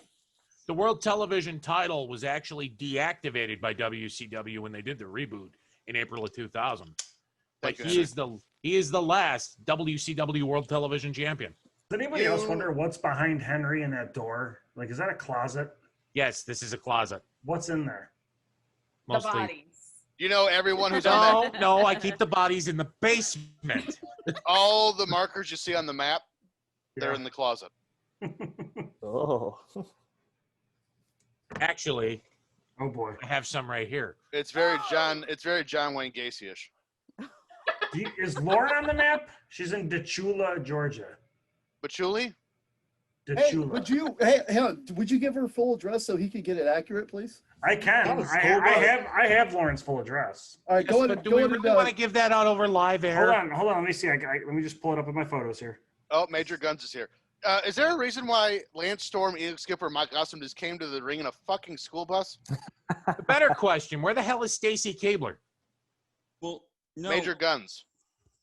Didn't they do the Mike Awesome Insane Clown Posse powerbomb spot I was already? just going to say, was this after he almost Who is murdered that? Shaggy Two Dope? Who is Yes. the girl? That is Major Guns. Hey, No, Henry. when did Major Guns join Team Canada?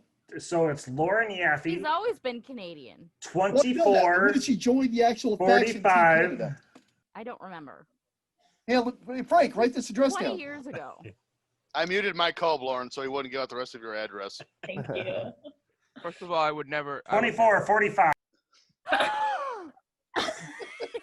Frank, can you read lips? Because I can't. Without the sound, I can't hear I a have- word Mike's. Hey, can we Lauren's phone wait, number. Lauren, wait. Hey, wait a Mike minute. Kolb is Conrad, Lauren, not Tony real Schiavone quick. right now. What's Lauren, the real over? quick. What's the over under Hog that? watching.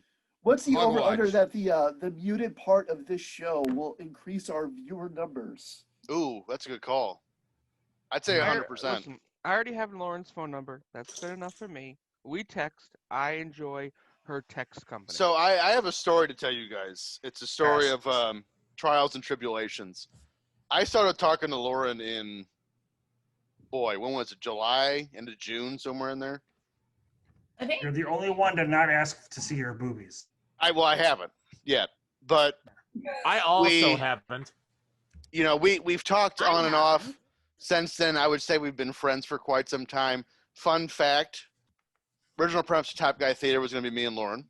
Jesus Christ, Lance Stormer's ripped. Go ahead. Everyone on this show has their phone number except me.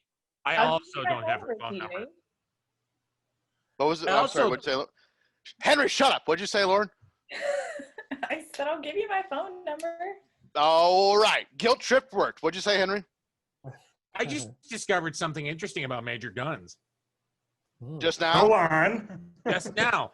She and I have the same birthday. That's what you noticed about her? I How have do to you- look how do you that up. notice it? How do you know someone's birthday by looking at their boobs? Please. She's enlighten us. she's also a porn star. I wonder if she was the porn star, the other porn star that Bruce Pritchard Hey, used for wait the a Val minute. Venus vignette. Wait a No. minute. Those No. sunglasses that Conan was wearing, didn't Christian have an exact same pair like those? Yes. Yes. I want those so bad just to wear on the show. I don't even know what I was gonna say anymore. This show's gone completely batshit. Yep.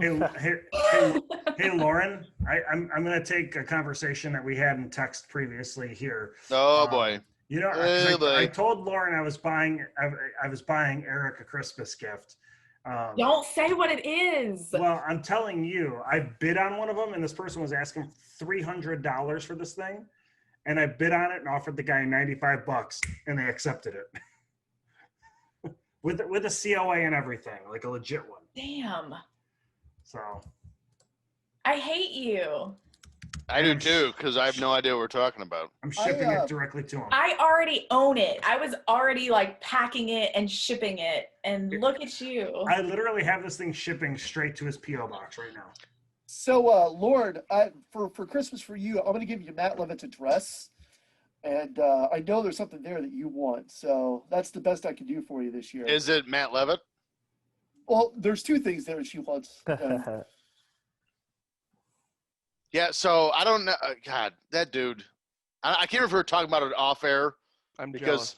so much shit's happened since the beginning of the show to now. I can't remember if we were off air or not. But Lauren, Matt Levitt is. I think he's been on the show twice in the last 5 weeks because He's saving the world. consistency and all that. But like this weekend, his BAC was over 5. Hey on, guys. Hey on 1 second. And Let's I see love if, Matt. oh yeah, let's when he see. did the Matt Mosa episode. Hey on, guys. Hey on. Who are we talking to? You're gonna find out. What do you think? It's gonna be Matt. Could be Cody Rhodes. The way this night's gone. It failed.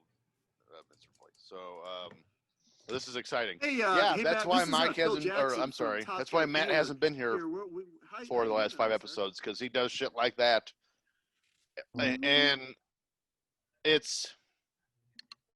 We sit here and we have fun. We watch wrestling, and Matt's a part of it too. Like he loves doing this as well. I'm not to make it seem like he doesn't, but it all gets put into like every day we talk to Matt, it gets put into context because he's doing. So today he made Thanksgiving dinners for people who otherwise would not be having Thanksgiving dinner. And then at night tonight, he said he was at the Christmas tree lot selling Christmas trees to people who can't afford Christmas trees. And this all is like, oh, this is very holiday oriented. He does shit like this every weekend. All the time. And Matt is one of the sweetest people I'll ever meet. And I'm honored he's on the show. I don't know why with And actually, I was just asked by him to not include that on the show. So we'll talk about him anyway. I don't know why he agrees to do this with us, other than just to have fun and escape things for a while. But he is a much better person than I will ever be. And I don't know where to take the show from here. I'm stunned. This is the part where Antonio asks someone to show him his breasts, and then we go back to being junior high school jokes. Before you do that, Antonio, I would like to say one thing real fast, and then I might be able to segue out of this. But people like you, Phil, and people like Matt, who isn't able to be with us tonight, people like you genuinely give me hope for humanity. It's wonderful, I think, all of the things that the two of you to try to help others. And honest to God, I wish I could be more like both of you every single day. And then we come back to WCW Sin 2001, and we see Hacksaw Jim Duggan doing the most awful impersonation of a referee I've ever seen in my entire life. However, that Hurricane Rana was not awful. So it just goes to show that even, I would say, probably in his late 30s, maybe even early 40s here, Conan could still, work circles. Did anyone around see people. Conan's run-in on AEW with the Vegas vacation? That was fantastic. Yes, that was Conan awesome. and Swoggle. First of all, thank you, Henry, for that transition of where I didn't need to go from, or I didn't know where to go from. So last week on WrestleMania 18, we played a game. How old was DDP when he debuted on WrestleMania 18? We're going to do it again here. WCW Sin 2001. How old is Conan at this show? I have questions real quick. Why Baby did they just have oil to leave? and Major Guns. Why did they have to go into the cage? That's the penalty box. This is a penalty. Oh, I forgot to mention that. Also, this is a penalty box match because get it, Team Canada and hockey. So let's start Okay, we do need a proper call here. Cat fight! Yeah. Cat fight! If there was ever a good time for a friggin' wardrobe malfunction, it would have been right then and there. All right, Henry Everingham. How old is Conan here at WCW Sin 2001? I would say I'd put the over-under probably at about 37 and a half, but I personally probably go 38, 39.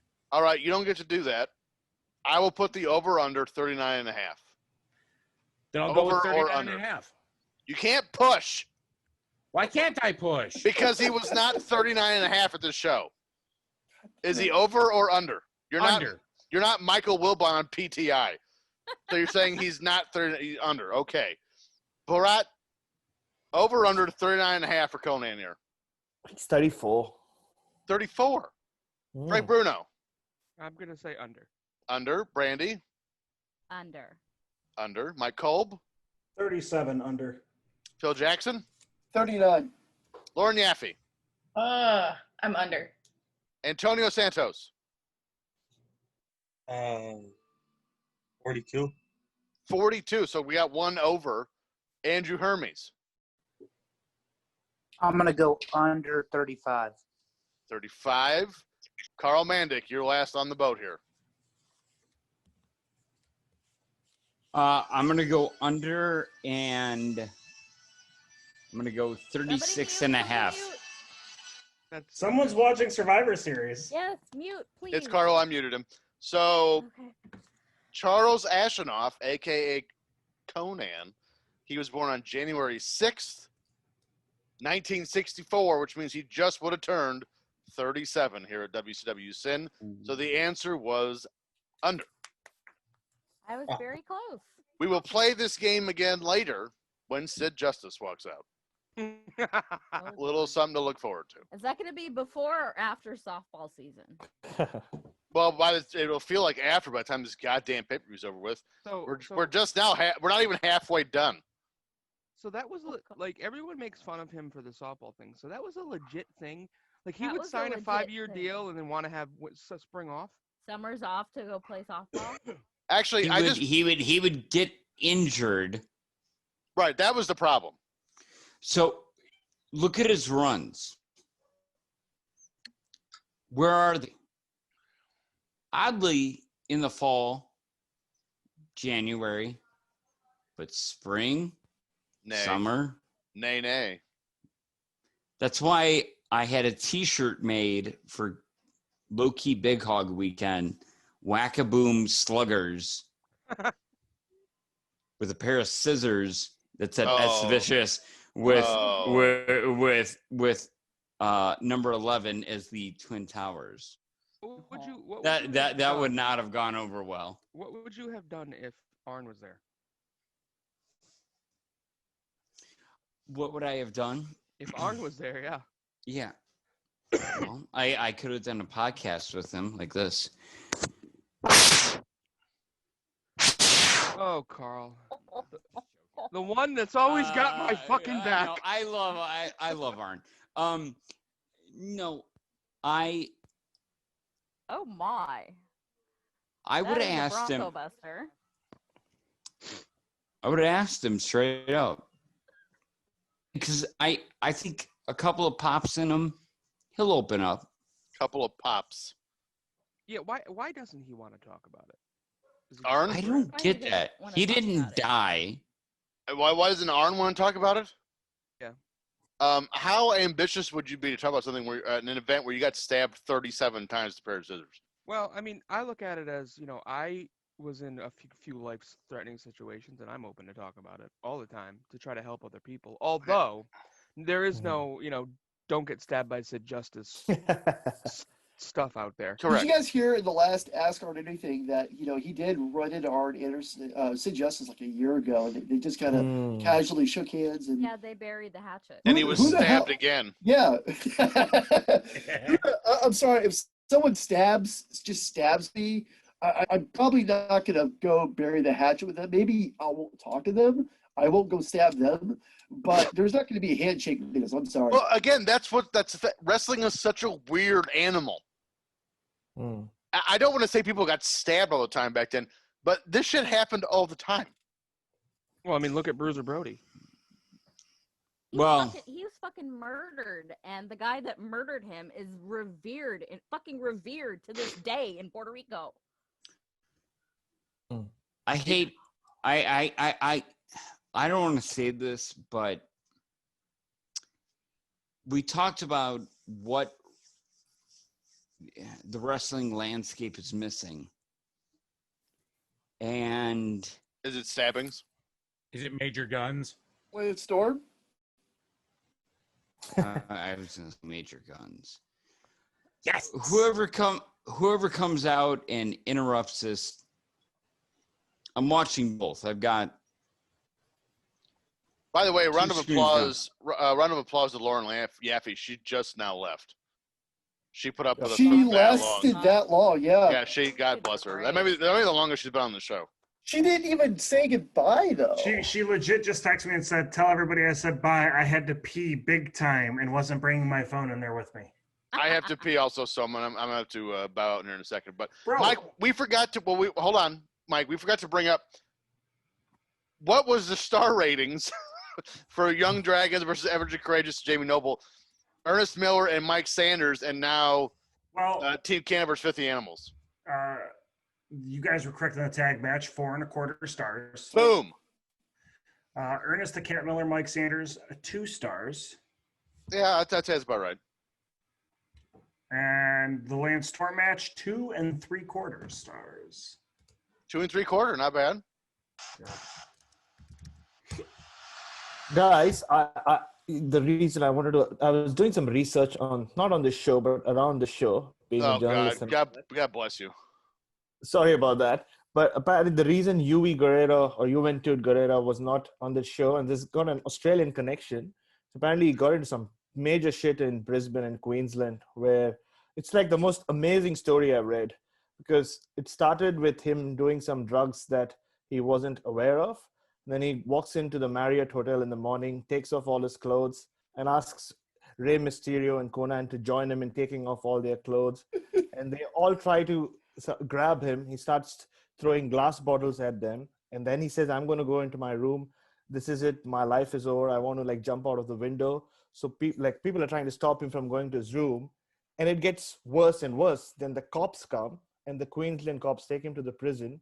He starts beating up the cops. He breaks the ribs of a female cop, and they finally like put him down, take him in, and he doesn't get convicted. So I'm gonna do all that in Australia because I know I'll get away with it. And I also miss a WCW show. So there you go, some research for you. Jesus. Whoa. Damn. Actually, I've always heard Hoovy was fired by this time, and he didn't. I don't think he debuted in WWE till what, 2003, Yeah. 04. 2003, late 03. Well, there you go. Speaking of age games, I just thought of another one. We just saw Terry Funk, and we're getting ready to see him defend his WCW Hardcore title here in this match. Let's do another. How old are they game? We're going to do two. Oh, God. How old is Meng? How old is Terry Funk? We'll do Meng first. Jesus Christ. How old is Meng at WCW Sin 2001? Let me pull up the stats, and I'll give you an over-under. All right, I have the stats here. He was born. All right, so over-under 44 and a half. Over. For Meng. Here at Phil Jackson's going over. Henry? Under. Under? Under. Barat. You said 44 and a half. Correct? 44 and a half. We got one over, one under. Barat? Okay. Over. Over? Mm-hmm. Mike Kolb? You said 44 and a half? Yes. Under. Under. Let's do Frank Bruno. Oh, you can do me.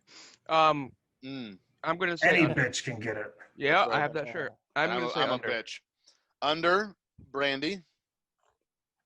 Over, Who's under Brandy? Who's under Brandy? Frank Bruno. Over, under 44 and a half for Meng here in Sin 2001. I'm going to go under. Did we just watch the debut of Daphne? We sure did. Antonio Santos, over, under 44 and a half for Haku here. Oh, no, sorry, Meng here in WCW. Say under. Under? So am I correct? The only one who said over was Phil. Correct. Okay. Andrew Hermes, over, under. Meng here in 01, 44 and a half. Under, barely. Carl? Under. Under. So we had 8 unders, 1 over. I said over. Oh, we got 2 over. Okay, so 7 unders, 2 overs. He was born February 10th, 1959, which here at this pay-per-view would have made him 41. Getting ready to turn 42.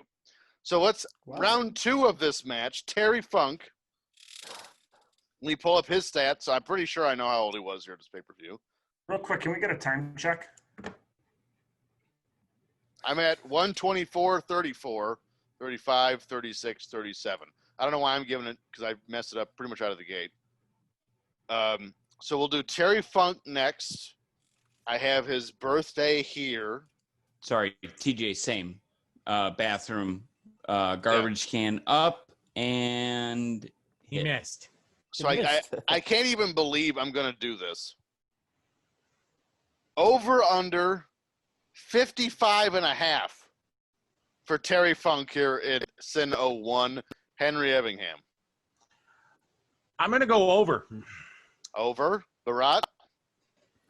I'm going to go under. And sorry, didn't it look like Terry Funk was beating up his daughter when he pulled what was that, Daphne? From the Yes. That did kind of have that vibe, yeah.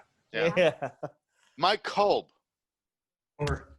Over. Carl Mandic. super over. Wow. I mean, we're talking 60? Like, what's super over? I'm going to say 58. Okay, very good. Andrew Hermes. Going over. Over. 55 and a half for Terry Funk here in 01. Phil Jackson. If I remember correctly, during when he was in WWE doing his stuff, he was like just at 50. And at this point, they were calling him, I think it was middle-aged and crazy. So I'm going to go over. So for some clarification on that, He was middle-aged and crazy in his feud with Flair in '89. Oh wow. Okay. Frank Bruno over over under 55.5 here for Terry Funk. Over. Brandy. Over. Brandy said over. I don't know why she delayed there for a second. Antonio. Over. Over. Terry Funk, who played football at West Texas State University, was born June 30th, 1944, which here at this pay-per-view would have made him about to turn 47. I'm sorry, 57. So he's 56. I was about to say 47. He looks like he's 70. So he's 56 and a half here at this show. So he was 1 year over my projection.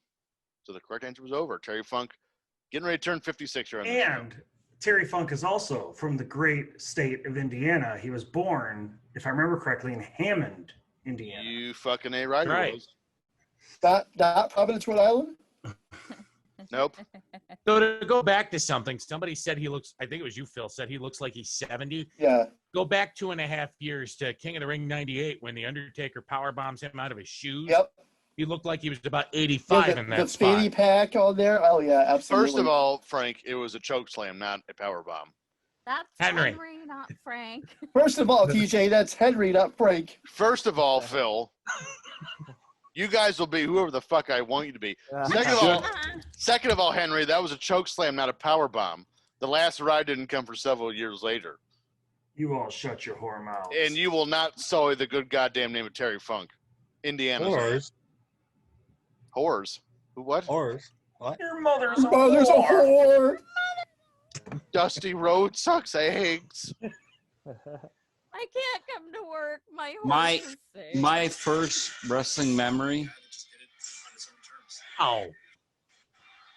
Gotta hurt to get hit in the head with a laptop. Time count. 128, 32, 33, 34. I know, Antonio, it's hard to keep up with a show you're not watching. So I know it's. Oh, no, I'm good. Antonio, I'm I'm good with you. Dude, Antonio, we gotta. I'm gonna call you after this. Okay. Oh boy. I'm shocked. I can't remember who I had this conversation with, but it was somebody. I know, it's funny. trying to hold back tears. It's funny. Shut up. I know it's funny in retrospect to make fun. You're the one watching the current Undertaker shit without a butt wipe, but And talking cryptic shit about it. Yeah. First Hold time on, I watched hold on. WWE. Hold on. Would you rather watch Sin? No. That's not the question. Okay. We have an obligation to our fans to watch this shit show first, and then I will go watch Survivor Series on my own time. I need what's that word? Hey, if you had the choice between licking a light socket or for the rest of your life, your pubes being Ming's hair. I'm going Meng's hair. 100%. Wait. I thought TJ's You'd views were want your- already like that. They are. Yeah, You want your Vienna sausage in a fur coat to look like a clown? No, even if you were hanging like a 9-inch Nick Foles flaccid, but that would be a mess. Because you'd be like, girl, I'm so ready for you. And then out comes, it would just be like this explosion of hair. And she'd be like, God, that is really nice. But I'm really worried about. Like Paul Warfield from the Dolphins? Yeah. Oh, nice. First of all, Super when I thick. when I make love to my wife, I call it the dong and death grip. Do you actually call it that? How do you do that under a minute? I'm going to now. How do you do that under a minute? Because I said that, and I was like, that's pretty damn clever, TJ. Dong and death grip, that's pretty good. You know, And so, we you broke know, the brain again, ladies and gentlemen. I would say the worst is when the police show up after you do the mandible claw. No, there you go. Carl, are you seeing what I'm seeing? Are they about to body slam somebody onto that security barricade? Yes. Yep. Yeah. Well, shovel. Well, after Oh, back of the head. man with the hair gets Oh, hit with a referee double. Scott Armstrong. Look at that guy. Oh my. Oh, that handrail definitely Oh. not gimmicked. Oh! Jesus Christ. Ow. Well, god damn, this is some good shit. Had that, all right. Had that piece of the bike rack gone 6 inches the other way, that's in his eye. Paige looks good. That's Daphne. We Play with know, the Carl Henry. sex tape. If that was 6 inches higher, that's How much drugs does it take to be like, hey, we all gonna nut on this belt or what? I'm pretty sure Brad Maddox does not talk like that. But I can't remember who it was. I had a conversation with somebody about Terry Funk in this time frame, specifically Chainsaw Charlie. And here at what would we say it was 56, going to return 57 here at the show. He's still one of the best dudes going. Is all like, can he go in the ring anymore? No, of course he can. He's 57 years old. But selling, telling a story, putting people over, like Terry Funk is still as good as it gets here in 2001. People get disturbed that I've seen Beyond the Mat 200 to probably 250 times. But his part in that, his wife, that does it for me. Oh, yeah.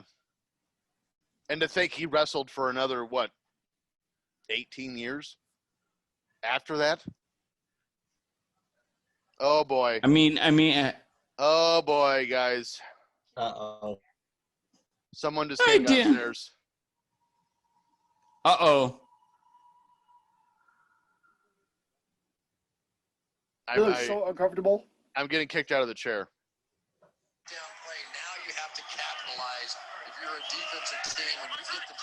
I don't know what awful person turned on the Sunday night game, but I can go the rest of my life without Chris Collinsworth ever again.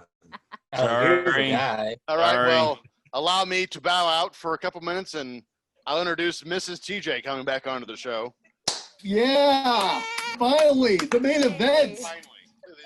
Jeez. It took him long enough to get the goddamn hint. USA, Mrs. TJ. We told him, like, we hit record and we go, okay, where's your wife? And he's like, well, what do you mean? I'm like, we want your wife. You need to go do something else. And he's like, look, this is my goddamn show. And we said, we don't care. Go do something nice like Matt Levitt does and get your wife out here. Go read a book. Right? That's what he did last time, was sit behind me. Hey, wait a minute. It was very petulant. It was like, oh, Deuteronomy. Hang on. I find it very suspect now. I just saw the couch in the background, and the pillow on, I guess, the right side, if you're looking on your side, left side, is Bill Goldberg with his mouth hanging open. I find that pillow very suspect. What does TJ do to that pillow off air? I have no idea. I don't ever come down here except for to do laundry. This is his domain. His dungeon. Yes, his man cave. I got him a sign even. So whatever he does to Bill Goldberg down here is his business. Is that what you're saying? Yep, that's his business. We should ask him about that, Phil, when he comes back. I've been dying to ask that question for half an hour. I guess I didn't even realize he was in the shot. Look at him. I mean, look, he's got perfect position and everything. Yeah. Goldberg's ready for him. He's ready. Goldberg is always in TJ's shot. You know what I mean? Please make sure that he's not spelling Pazuzu out in wingdings on his chest. True or false? TJ's best sex position is called the dog in death grip. He just said this. Is that a work or a Wait. You got to reword the way you asked that, Phil. Okay. TJ thinks his best is a dong and death grip, but you prefer something much different, I would assume. The picture behind you is hilarious. Oh, that's Frank. What? Oh, look two people down. That's Frank. No, I'm not that big. Let's get something straight. My Fuda is not that big. Yeah, It and used to Frank be. is much It used to better. be. Frank is way good at the figure four some leg lock. What? I caught that one. Oh, the figure foursome leg lock. I get it now. All right. Back to my rope. And it's called the figure four cock lock anyway. That's because you only like dudes. Not that there's anything wrong with Well, that. I'll tell you, There's nothing wrong with that. Whoa. I mean, after watching Carl undress on MCPL and Efren was on the other day, like, I don't know. I'm finding everybody pretty right about now. Carl's like, I'm never talking to that idiot ever again. No, I figured we could have the most metrosexual, like, straight guy. I know how straight I am, and, like, confident as I am. And Efren gets that, and he was like, we could have a really fun show of a gay guy and a straight guy. And I'm like, yeah, we could. So, Mrs. TJ, how big of a honey-do list does TJ have now that he bought a $450 belt off of eBay? Oh, it's quite large. Oh, Yeah. whoa. He looks like he's getting ready to go out and play softball. I'm sorry, I didn't mean to just do that, Phil. That's okay. That's okay. Does nobody else see this? He looks like he just came from a softball game. He did just come from softball game. He probably It's did, January. yeah. Where do you play softball in Indiana in January? He looks so Not confused. fit on his head. In, Well, it's his normal state. in an hour and 45 minutes, I'm about to really fuck my leg up.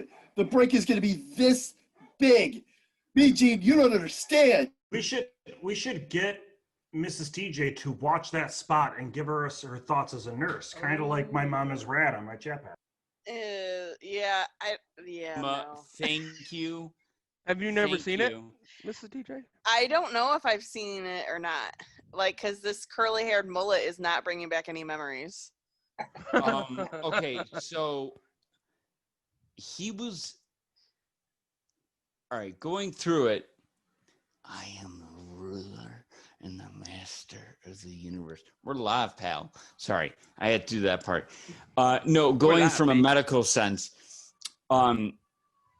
what he is going to suffer is going to nearly rupture his femoral artery and kill him. Oh, that's not good. Oh, it's not good at all. But he lives through it. I'm still thinking about this, even though we're going to see it again, and I've seen it probably at least 10 times. I still squeam when I see the image of what's going to happen in my head. If he didn't have the boots on, you guys realize we would have seen bone. Yeah, well, absolutely. Yeah. Story TJ's sex tape, by the way. For Mrs. TJ's knowledge, Mrs. TJ, you know what the femoral artery is, right? Yes. Just making sure. And you know what a compound fracture is, correct? Yes. Okay. I didn't know if Indiana nurses were the same. No, I'm kidding. But no, Wow. which he did not suffer. He suffered a spiral fracture. Yeah. You know what a I spiral remember fracture watching is? My Mom is Rad. Now, the fact that you eat, I mean, you're just asking those questions, you're insulting her as a nurse. Hey, Frank. Oh, yeah, Shut the bite fuck me. up. Yeah, all right. You know what, Mike? That's why we don't talk every day, man. The hell we don't. Yeah, that's true. We kind of do, don't we? Mike, the only shit Mike's to me is shit that pisses me off. It makes his day. I think he's like, and your all right. GoFundMe. Well, that too, but also it's like it balances out. It's like, all right, I donated to Phil GoFundMe. Now I'm going to show him the autographed CM Punk poster that I got that he fucking didn't get. Speaking of which, did you notice somebody donated this week to the GoFundMe? I did actually. Yeah, fucking Carl finally came through. Finally came through. Good job, Carl. I know, it only took 2 weeks. And Lord's eternal suffering. Yep. Poor Lord. Mrs. TJ, Lord Yaffe agreed for a donation of $100 to my GoFundMe to watch Two Girls, One Cup. She got, to be fair, she got further in it than I think I think she watched a good 2.5 minutes of it before she finally tapped out. Oh no. I made it 2 seconds in, and I've likened that video to I would rather, as a straight man, watch hardcore gangster gay porn than ever have to go through that again. So, question: who watched One Man, One Jar? That I Okay. sent to them. You sent it to me, but I never opened it. That For the guy. record- For the record, Frank, what'd you say? You made it 2 seconds in and then you were done? No, I didn't say that. What was your exact words? Were those my exact words? All right, no, I did not finish watching that show. I did not. Damn it! I'm just gonna keep opening it up. It was so disgusting. I had to turn it off. Okay. Then I will go so next disgusting, with he turned One into my Man, bosom One and did. Jar. Yes. So I need Frank to see One Man, One Jar. to get as far away from this conversation as I want to possible. know what you do with Goldberg. How I'm not done. how fucking cool of a person is Kevin Nash?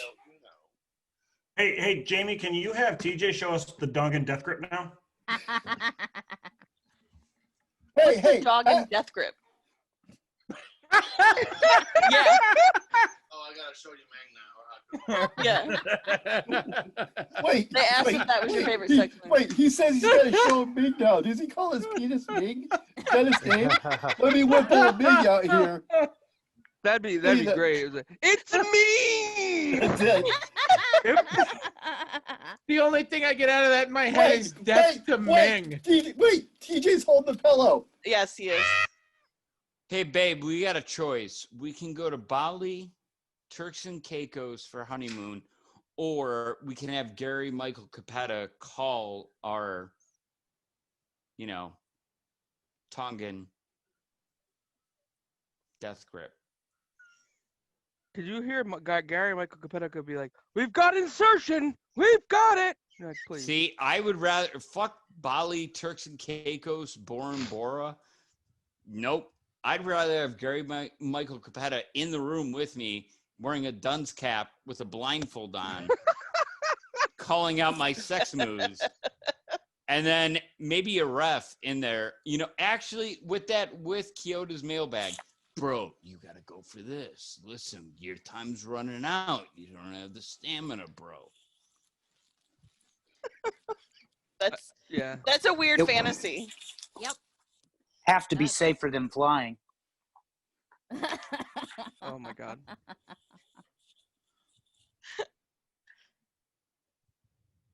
Well, I ruined this. Well, this is some awkward silence. Yeah, I ruined this. So, very awkward silence. Yes. I just keep coming back in my head, death to Ming, and I don't know where to go from there, what to do with it. I don't know what to do anymore, guys. My brain That just pretty kind of much went. explains our reaction to this entire pay-per-view. I mean, I'm not understanding what's happening now. It's like Natural Born Thrillers came out. Ric Flair, I read his lips. He's like, "You're suspended." What was the whole point of that? It's like, I don't know what the whole point of any of this is. Wait, are you saying that you've been suspended from WCW by President Ric Flair, Frank? Oh. Well, I've been fired. met Rick. Maybe he did at one point. I don't know. I've been fired from WCW by the model. So apparently that's still a thing. And Well, I know he been fired from WCW more than So- Henry as That the was a- honky tonk man. So I've been really nice to model all my promos. So I mean, I really don't think he wants me to go next level promo on his ass. So although the feud's kind of died down a little bit, we're letting it kind of simmer. But don't worry, I'm gonna get something special out for Rocco. Are you gonna do like a Dave Meltzer level promo on Rocco? I don't really have anything specific in mind, but I mean, we all know where I'm capable of going now with promos. So, and to full disclosure, I was on my way to work yesterday morning, and because originally, here's my original idea: I was just gonna take the shirt, throw it in a fire pit, pee on the fire. That's it. That's what I was gonna do. And I threw that by TJ. And TJ's like, I don't think we can pee on stuff on YouTube. I'm like, yeah, you're probably right. But I'm like, I mean, I guess we'll burn it. But I'm like, that's just so fucking boring. I need to use this. I need to do something with this. So I'm like, let's find a way to shit on burning Dave Meltzer's face. It has to be equated to shitting on Meltzer somehow. And I just get this germ of a promo in my head. And then it just started growing. And then about 20 minutes after I got it, I had the basic outline of it written down. And about an hour in, I had a full-fledged script, which actually Carl has the whole script. There was a script. I wrote out camera angles and positioning. Was there a script? Yeah, fuck you. And there was, I've never written anything for cameras before. I've written stuff, but that's my first time writing stuff specifically to be filmed. And, but I put a decent amount of effort into planning that out. And the result, I guess, was actually even better than I thought it was going to be. So, long story short, yes, I can cut a fucking promo, a model that will eviscerate him for the rest of his life if I felt like it. Hey, Jamie, do you want to get TJ in trouble? Yes. Maybe. Like, do you want something to yell at him about? Yes, do it. I mean, sure, I guess. Just turn around and just all you gotta do is bring this up and say, so what's this would you rather thing that you would rather me die than do the other half of it? What's this would you rather me thing? Oh, you never played Would You Rather? No, ask the one that I played with him earlier. Mike. The one that Mike played with you earlier. Oh, Mike, you ass. So you'd rather have me die than what? I'll tell you later. I'll tell you later. I'll tell you later. No, I think we need to hear this now. I second Phil. They want to hear it now. He said no. No chance. I'm gonna get a text in a second here. He's trying to get you in trouble. You know that. Okay. He knows it. He knows you're trying to get him in He's trouble. already in trouble for the belt. So, I mean. Yeah. The belt, ordering the belt without telling me. Damn. Yeah. You know what? Here's what happened. I'll tell you what happened. We were actually recording the show last week, and he's going through eBay, and he goes, "I got an idea. How about I buy this belt, and I'll beat my wife's ass." Oh. He said that's not at all what happened. Phil, I don't buy that. I liked how you tried to sell that, but I don't buy it. It was a good sell, but no. He edited it out, so we don't really have any proof. But he tried to go hardcore Holly on you. He was going to buy a belt. Hardcore Harley likes to buy the belt and then beat everybody. He wants the belt. He wants to beat everybody. So his first thought after buying a brand new belt was to beat his wife. Yeah. It wouldn't happen. I'd beat him with it before he'd beat me. We believe you. We absolutely Oh, we yes. that too. Hell yes. He said, what? We asked why he's getting beaten up. We'll explain it to you later, TJ. They said they'll explain it to you later. We'll text you. No, you'll have to watch it back and find out when you're editing. And we yeah. edit this part out so it's like it never happened. Yeah, he'll edit this part out. He said no chance. I do want to ask TJ a question. With the stuff that you edit out, is there like a master blooper reel tape somewhere that you're eventually going to put on YouTube? Do you keep a master blooper reel of the stuff you edit out? So when I edit the shows, there's a separate video file. So there's the edited show and the raw footage. So he has the raw footage, but he doesn't have like he doesn't have a blooper reel. Could he make one? Yeah. I don't think anyone has noticed this. TJ is going 100% high school moves on that Goldberg pillow. He sat down, and through the course of like the 10 minutes, he's getting just a little closer, a little closer. Eventually, he's going to be like,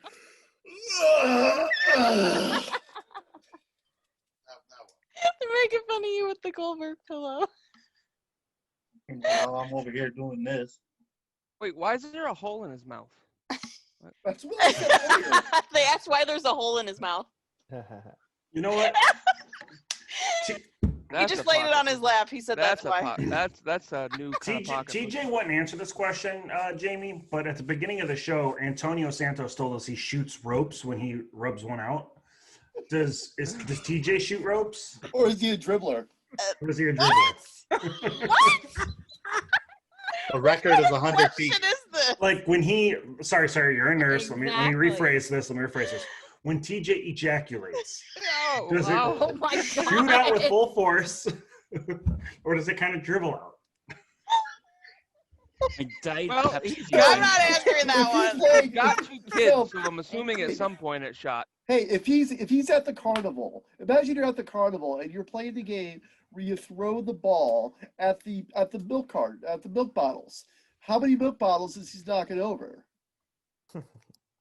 Well, none, because he normally doesn't go to the carnival. Oh, okay. This is a that's what he euphemism. called. That's what he called your bedroom. That's the bedroom. Well, there's a thing where it'll be weeks without rubbing one out. As soon as you do that, they'll shoot We're out gonna like a go. rocket. He says we're gonna go to the carnival tonight, and I'm gonna pull Nick out, and I'm gonna show you that dog in death grip. It's gonna happen. Just wait till he watches the Firefly Funhouse match. That gets him all aroused. Such good shit, pal. I want to know why did Ric Flair have a '90s boy band like haircut? Why not?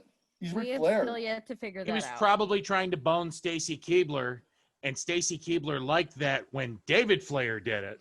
Oh, Lord. So he probably figured, if I make my hair look as ridiculous as my son's, to where I look like I'm the lost member of NSYNC or the Backstreet Boys, I can hit that.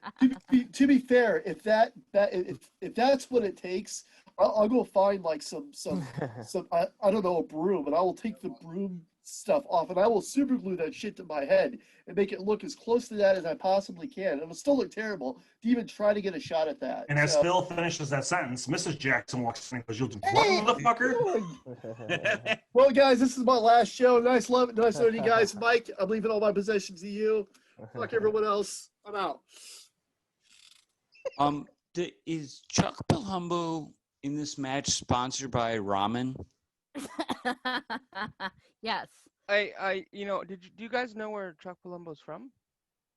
Providence, Rhode Island. No, Warwick, Rhode Island. Oh, sorry. I am not a fucking pervert. Is Kevin Nash humping the rope?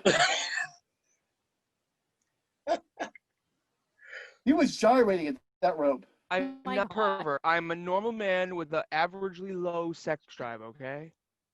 Averagely low? Wait, Yes, how is that a thing? Averagely low. Okay, most people on average don't have a low sex drive. All right, I don't just have a know low what sex you're drive, gonna okay? hear from it. There you go. To my future to my future ex-wife. Like, move your chair, Mike. I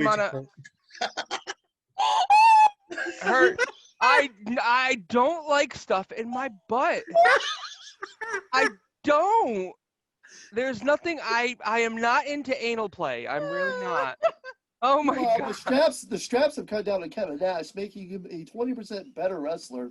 That is just fact. That's how that works. Season 4, Dark Side of the Ring. Frank Bruno, Lauren Yaffe, and Carl Mandic. One of them ends up alive. The other one ends up with butt stuff. And the other has never been seen again.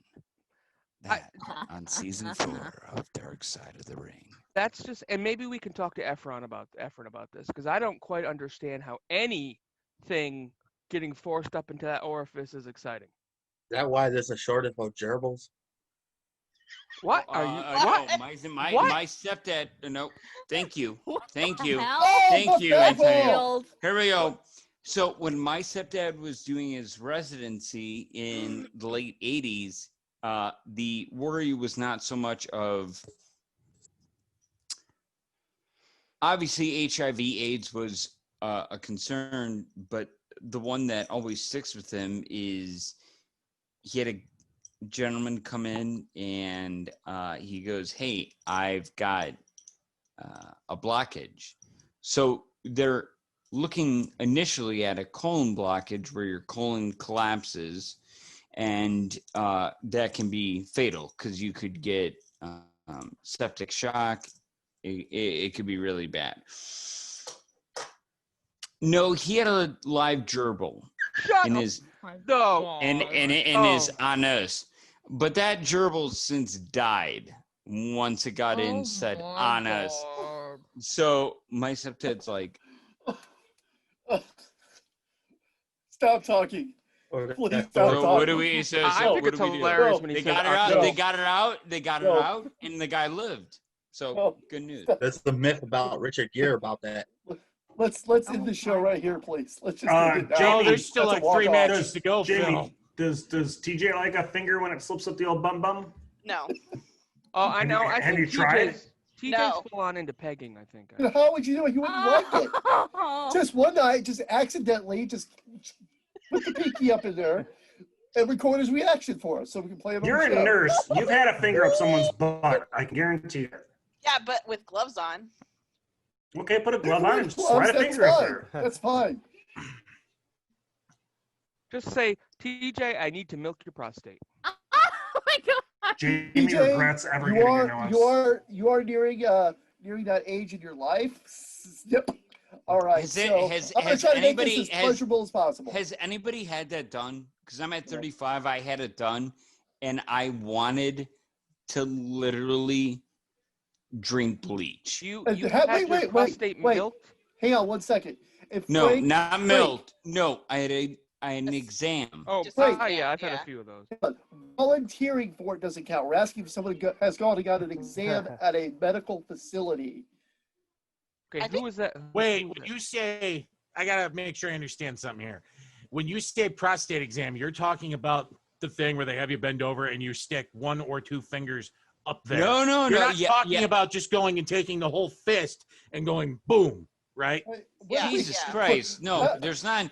It's not like a Rubik's Cube on the end of a broomstick going up there. No.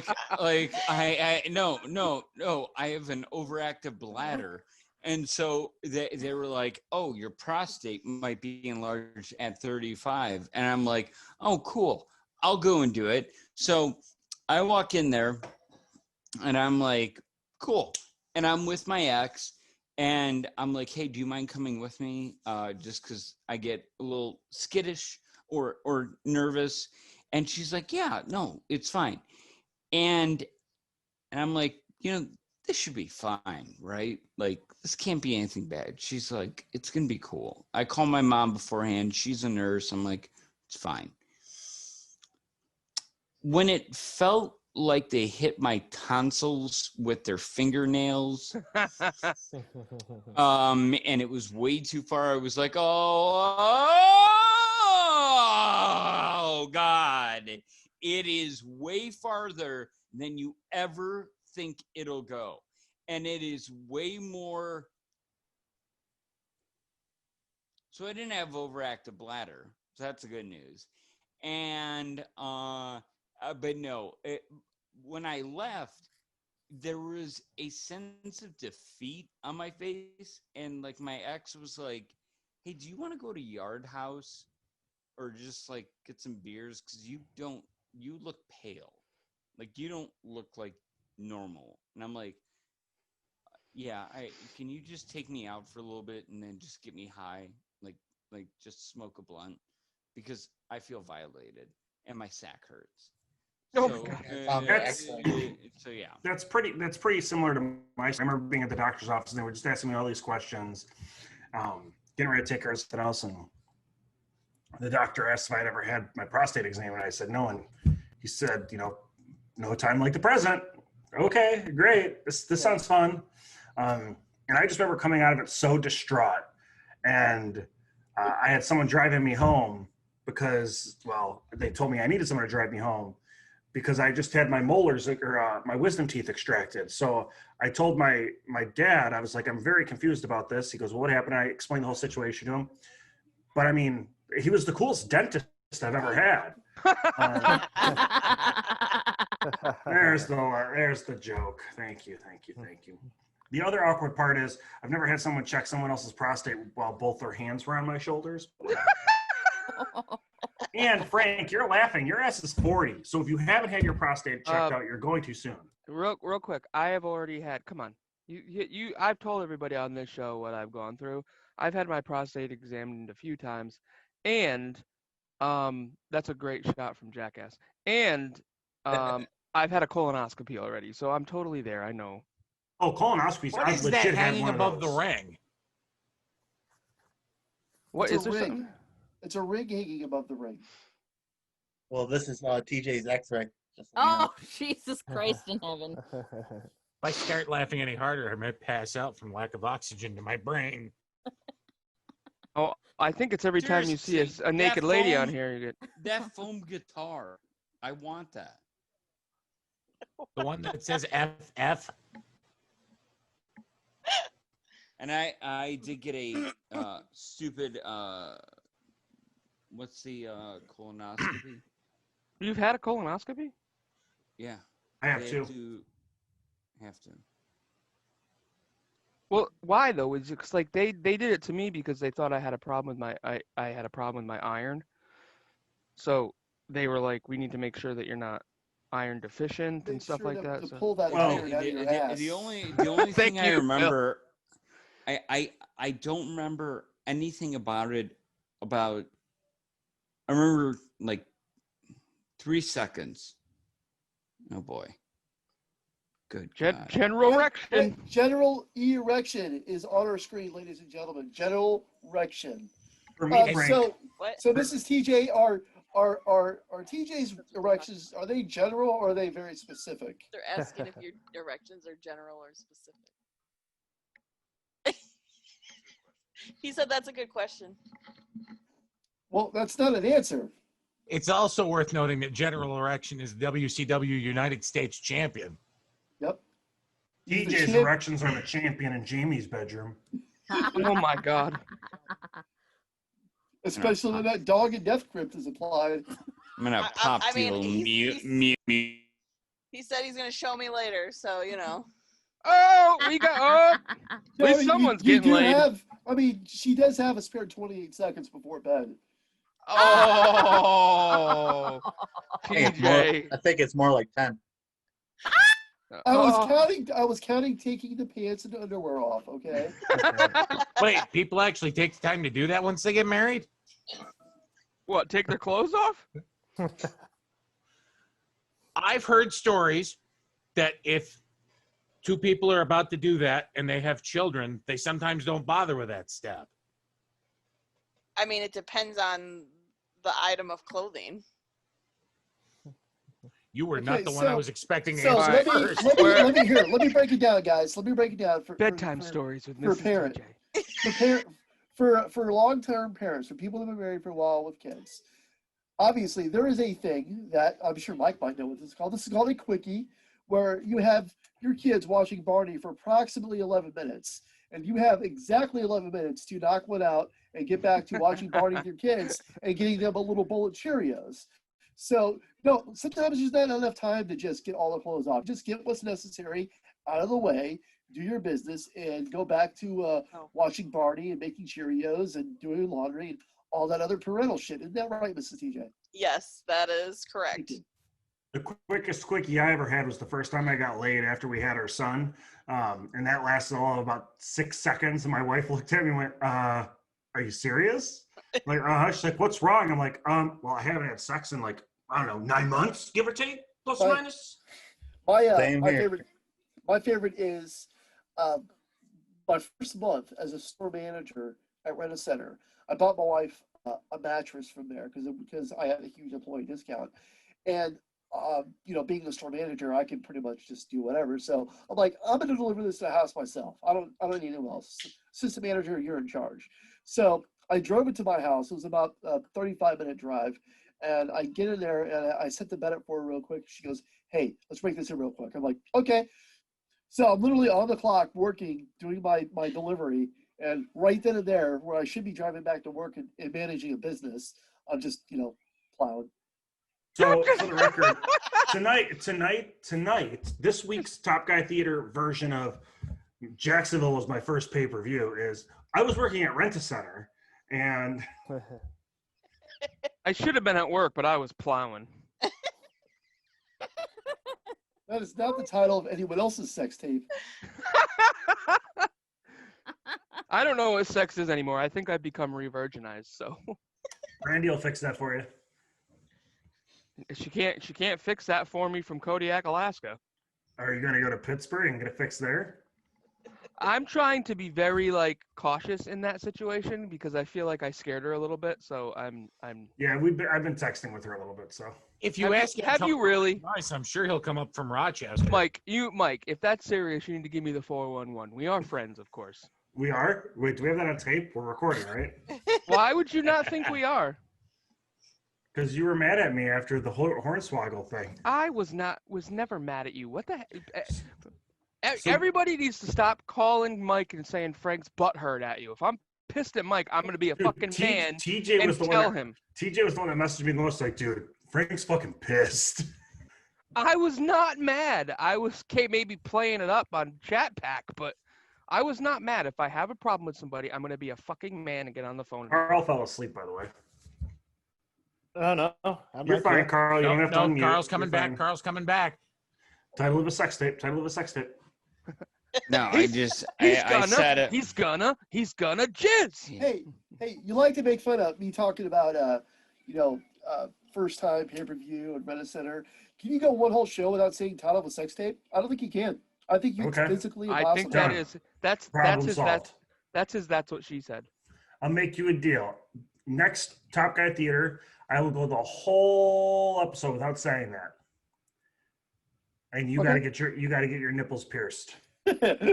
Nope, not happening.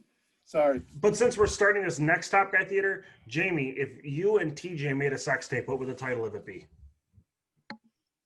And how long would the runtime be? Runtime probably at least a half an hour.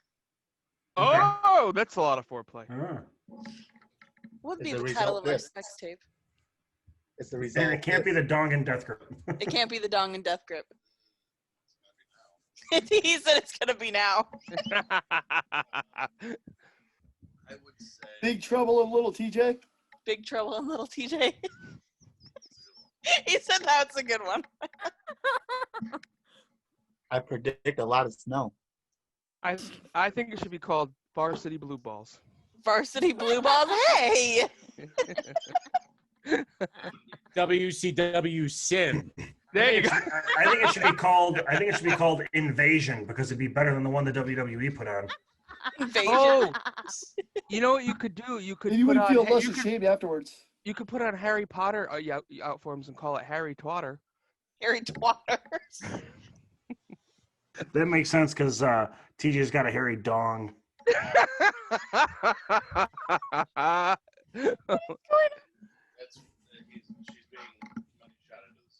That's money shot into the ceiling. Look at. Oh, Carl, where'd Carl go? Carl had to go pee. Again. I thought Carl was watching a Chiefs game still. No one's watching this erection match, are they? I'm watching that, and I've got some fantasy interest in this game. Oh, you guys are talking about my background? You have a fantasy? That's the background we're talking about. Wait, you have a fantasy about erections and Shane Douglas? Is that what you just said?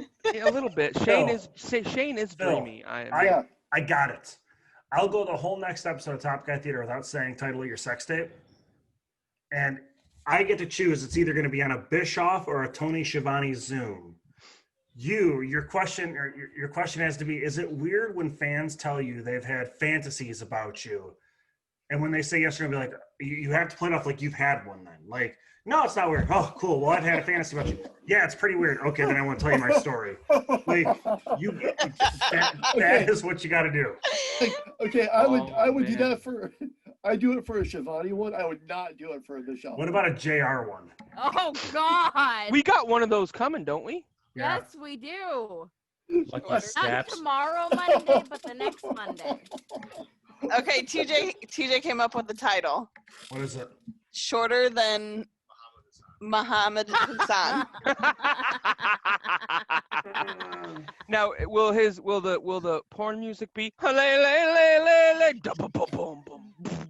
that one? You gotta have that music, right? The Papa Shango music would go much better with that, Brian. I was gonna say to that title, Jamie. I was gonna say he could have done better, but that could also have been the title of the sex tape. So.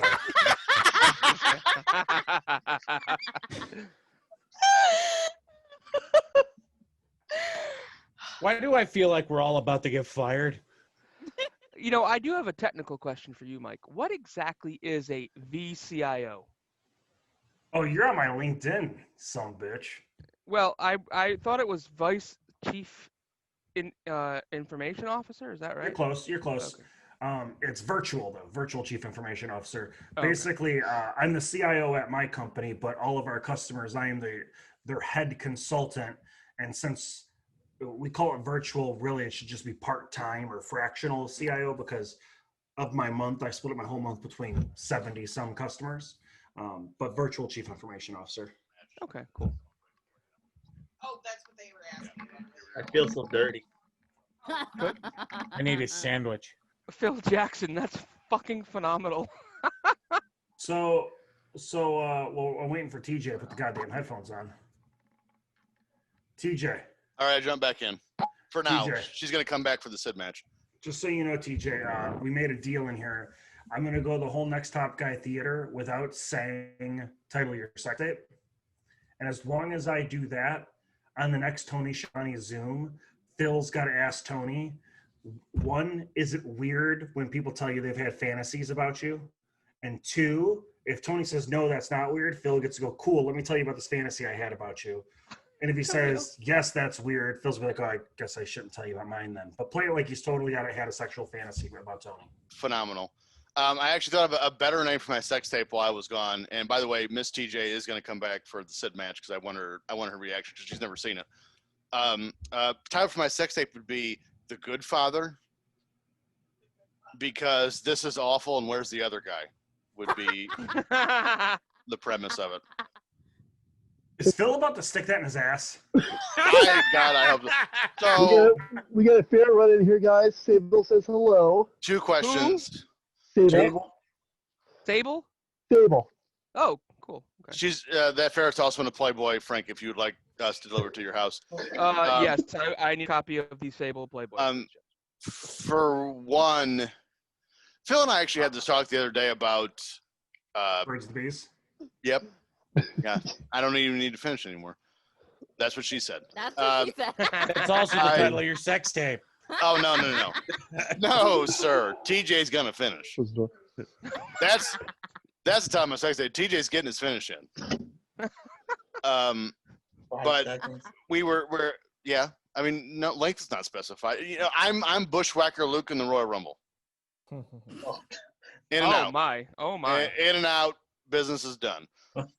But Phil and I were having this talk about Mrs. TJ on the show because he was afraid.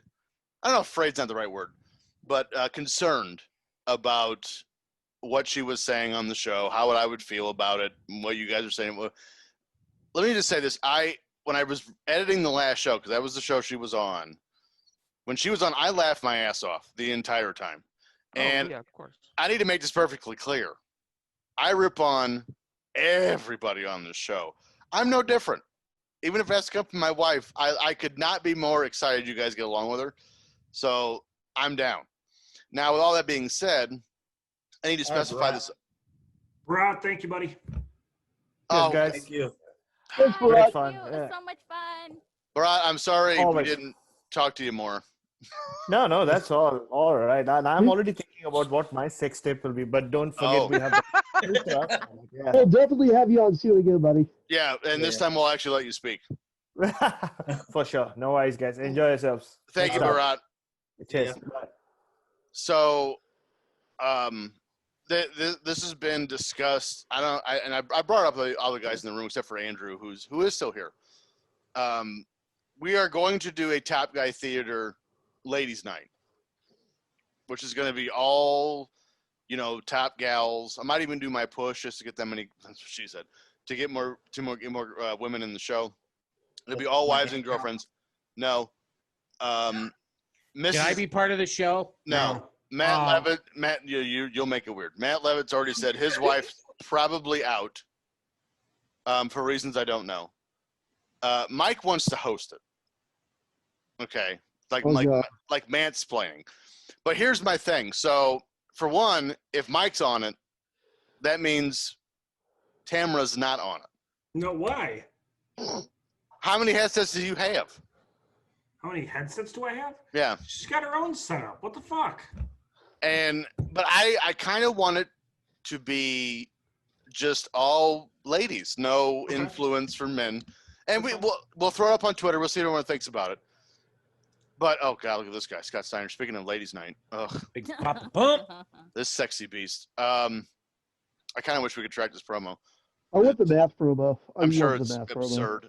Yeah, and that's another thing. I mean, do we all really want to spend more money to get the TNA app? Because I kind of want to watch TNA pay-per-views. I Got it. But I mean, I wouldn't. I don't have a problem doing it for the betterment of the show, but I'd probably get rid of it when we're done. Right. Yeah. I also. So what would, if we're gonna have all ladies now? Granted, it's gonna be half and half. Half women have watched wrestling, half have not. What show would we want to watch to introduce the ladies who haven't watched it? Now, like, you know, the obvious, let's watch King of the Ring 98 with Undertaker. Man, my wife's watched that match 70 times already because I've watched it that many times. Backdoor to Sunny Days. Oh, Lord. My wife is an off-on wrestling fan, so unless it's older, or like WCW, she's probably gonna have a good idea what's going on. Phil, are you saying that Mrs. Jackson would be in? Probably not. No, I have asked her so many times to like do a run-in or do something. She just flat out refuses. So that's a shame. I might be able to get my mom. That would be great. Mrs. Mandic, Carl's peeing right now, so he's not with us right now. But He can't still be peeing. Mama Mandic would be phenomenal on the show. And here's the reason. My wife is a former OB nurse. If I'm not mistaken, is Carl's mom a trauma nurse? ER. That would be tremendous. Tell you what, hang on. If I can't get my wife, what if I could get one of my daughters? I'm not hosting. That's fair. Why you don't want to? Why you don't want to explain to my mother why you sent her a Playboy? No, I meant. Oh God, I would love that. If there's somebody under the age of 18 on, because I can't watch my mouth as it is, so I just would feel rude, and that's totally fine. I think Phil's daughter would be better on it than having me on it, but real quick, and you know, this isn't just me being a proud parent, but I am a proud parent. My middle daughter, Megan, pretty much. Frank, Megan, keep yourself calm over there, buddy. Oh no, Okay, so, I'm no. So she's get the hose out of 11, you. right? So 11-year-old, her teachers at her school forget that she's 11 years old. When you have a conversation with Megan, you think you're talking to an adult. She has very mature, very adult levels of thinking. She's top of her class. They wanted to push her up a grade. We didn't let them, just so she could stand with everyone else. She's an extraordinarily intelligent kid, and since she's my kid, she's a smartass. So, I mean, she would be fun to have on the show. You might have to water down a little bit of the show content, but she knows a little bit about today's wrestling. She likes Becky Lynch. That's about it. You watch any old stuff at all, and she wouldn't know what's going on. Can I ask a question about mansplaining? Are they raunchy on that show? Mike, your wife's been on, so. Yeah, she didn't say he was raunchy. What she did say though was he didn't explain anything to her, and that he talked. That's all he did was talk about smoking pot and drinking. However, and I don't even know if mansplaining if they post the videos of it. I think they do. Yeah, they do. I think so something happened right before mansplaining recorded with Tamara. So the episode before that was, I think it was it Dave and the QC or Pondwater Dave's wife? I forget which one. I think it was Dave and the QC. Dave and the QC. Yeah. So he recorded his, or she recorded his, or that one with him, and then Mance went to do something for his cat. He has cats at his house, whatever, and something happened, and a glass door shattered. And it fell on Mance's, when you see Mance's face between the two, his whole forehead is cut up. And I was like, oh, that must be from the weekend wrestling shows he was at. And Taylor was like, no, he was on the screen, totally fine. And then 5 minutes goes by and we heard a loud bang, and then he came back with all these cuts over his forehead. So she feels like maybe he was thrown off or something happened. But yeah, she said he didn't explain anything to me. Well, the reason I asked is because I suggested that my daughter be on it. No. But I don't think that's it probably isn't appropriate. My wife is in line, and I have to think of a show to watch for that one too, or match. And again, the easy ones are your Mankind, Undertaker, or, whatever. So I have to. She's watched every Foley match ever because she's my wife, and I'm a Foley fucking mark. So I'm like, this match would be perfect. These two shit heels against whoever the fuck it doesn't even matter. Or like, at Triple H and The Rock at SummerSlam 90, what was it, 98 in the ladder match? 98, yeah. That actually wouldn't be terrible. That was a great match. But it's a good match. So I don't want my wife to watch a good match and have Mance Warner explain it to her. About TLC 2 at WrestleMania 17. Well, again, that's a good match. That's what my wife did with Mance. And I want like a silly, stupid, ridiculous match. Like Chamber of Horrors. But I think he's already done that one. So maybe like the cage that actual cage debuted in, was that not called the Thunderdome between Great Muta and... Yeah. You guys are not watching what Mrs. TJ is doing in the background, and it's hilarious. What is she doing? Take your shirt off. Mike wants you to take your shirt off. No. She said no. I We tried. heard that. That was a profound no. That was like a disgusted no. Yeah, I tried. Man, I'm not against it. Whatever for ratings. Andrew Hermes, are you sleeping? That also, but if it's too personal, I apologize. Are you married or no? Do you have a Smart man? Are you living solo or do you have a significant other? What's the haps? No, I live solo. No, it's just me. So you're out of the mansplaining thing. Yeah, I watch it. It's okay. By the way, I mean, we never really asked this, and I don't really know the answer to this. Where are you from? North Carolina is where I live now. Where at? Goldsboro. My mom lives in Wilson, and my sister lives outside of Hillsboro. Yeah. North Carolina. Yeah, I know directly where Wilson is because it's 20 minutes up the road. My stepfather is the safety the safety inspector for the city of Wilson, North Carolina. Okay. So if you ever need a lawyer or a good safety guy, hit me up. I'll remember it. All right. Goldberg here. And don't forget the main event known as Sergeant Dwayne Bruce. Which, by the way, has he come out already? Yeah. Yeah, wasn't he Sergeant Buddy Lee Parker? Yes, he was. So I was really hoping. Yeah, there it is. I was really hoping they were going to let Dwayne Bruce come out last. Like he's the one that was the main trainer at Power Plant, right? Yes. Yes. Yeah. So I was watching this back while you guys were talking shit about me, and I was trying to remember why this match happened. Like why because Dwayne Bruce was not on the roster, well, not on the main roster. Again, he's just a trainer at the Power Plant at this point. So I was like, why the fuck is he in this match? So Goldberg was getting attacked by Luger and Bagwell, and it wasn't just one time. It was several times over the course of weeks. And I think it was a Thunder. Bruce came out. Oh God, his tights even say Sergeant on the back. It's tremendous. But he came out to save Goldberg. And, of course, got the shit beat out of him. Because he's not an active wrestler. He's a trainer. Which I find odd. Because you would think, like, in my head here, because I'm just getting ready to turn 16 here at this pay-per-view. In my head, I'm like, well, shouldn't the trainer be able to kick everyone's ass? He's the fucking trainer. Exactly. I was just going to bring that up. Like, of course he should. And so the Goldberg had so much respect for Bruce because he was the one that trained him that I'm pretty sure this is the closest to the main event Dwayne Bruce is or will ever be in at this point is Sin 01. So I think this was just legitimate. I think this was Goldberg's way of getting Bruce a payday. Actually, that's kind of noble. That's kind of nice. And I can't remember when or why I ever heard the behind the scenes of this match, but I'm pretty sure that's what it was this was Goldberg's way of getting Bruce a payday.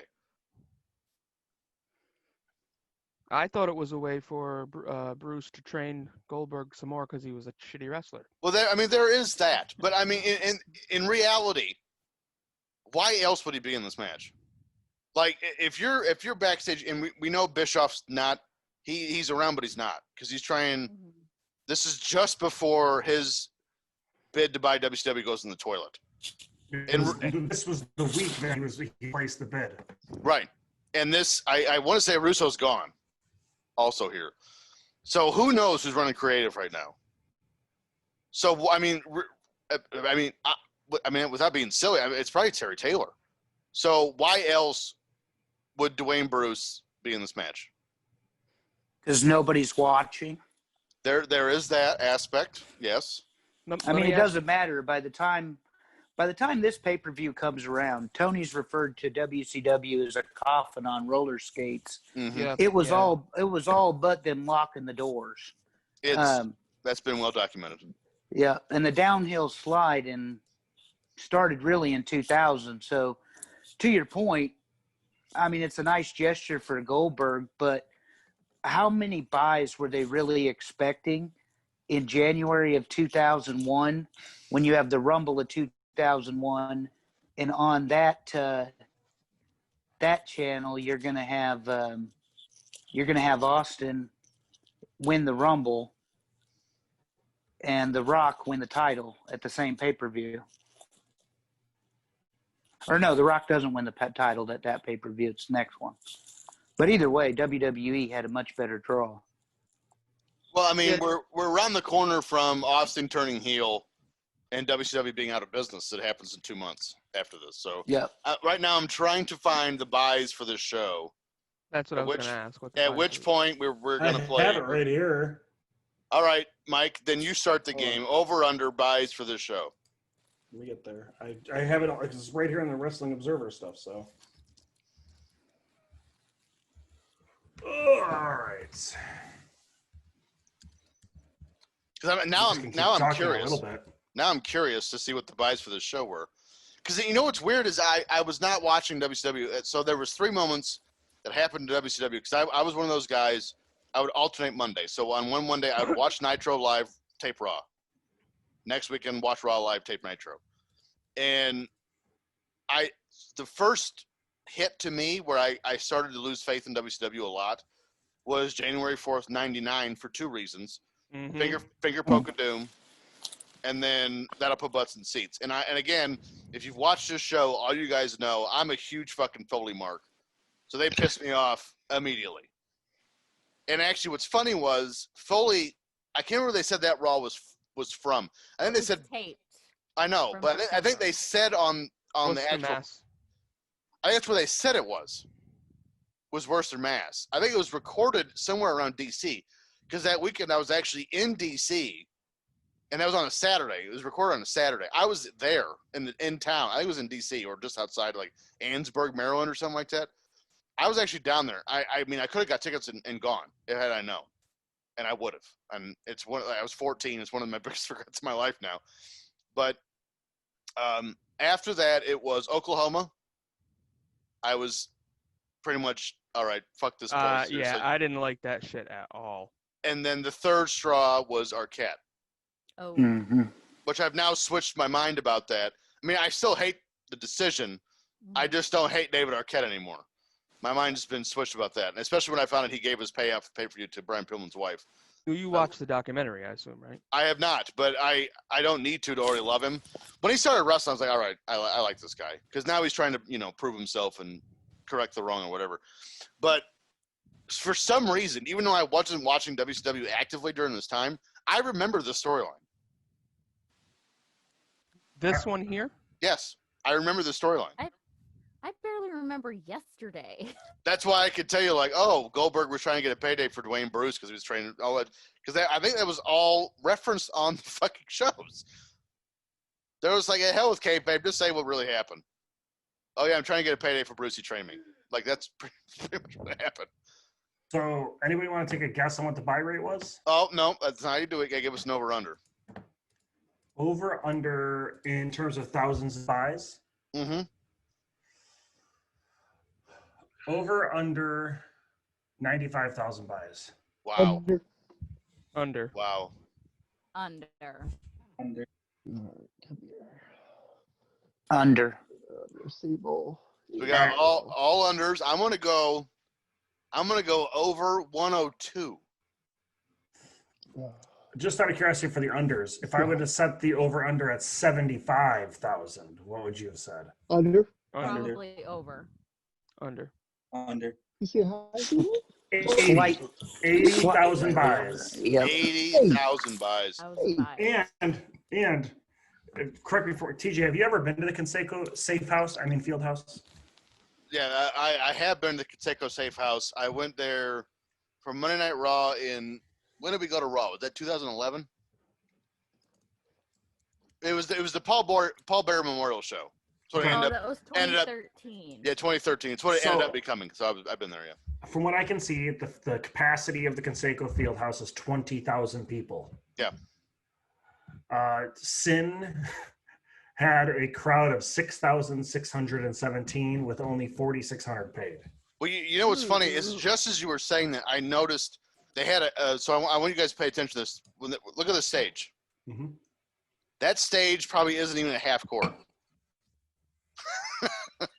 Yeah, and so they've really walled this off. the only way I could tell, because if you look just over Buff's shoulder when they show that angle again, just over Buff's shoulder, the deck starts to turn.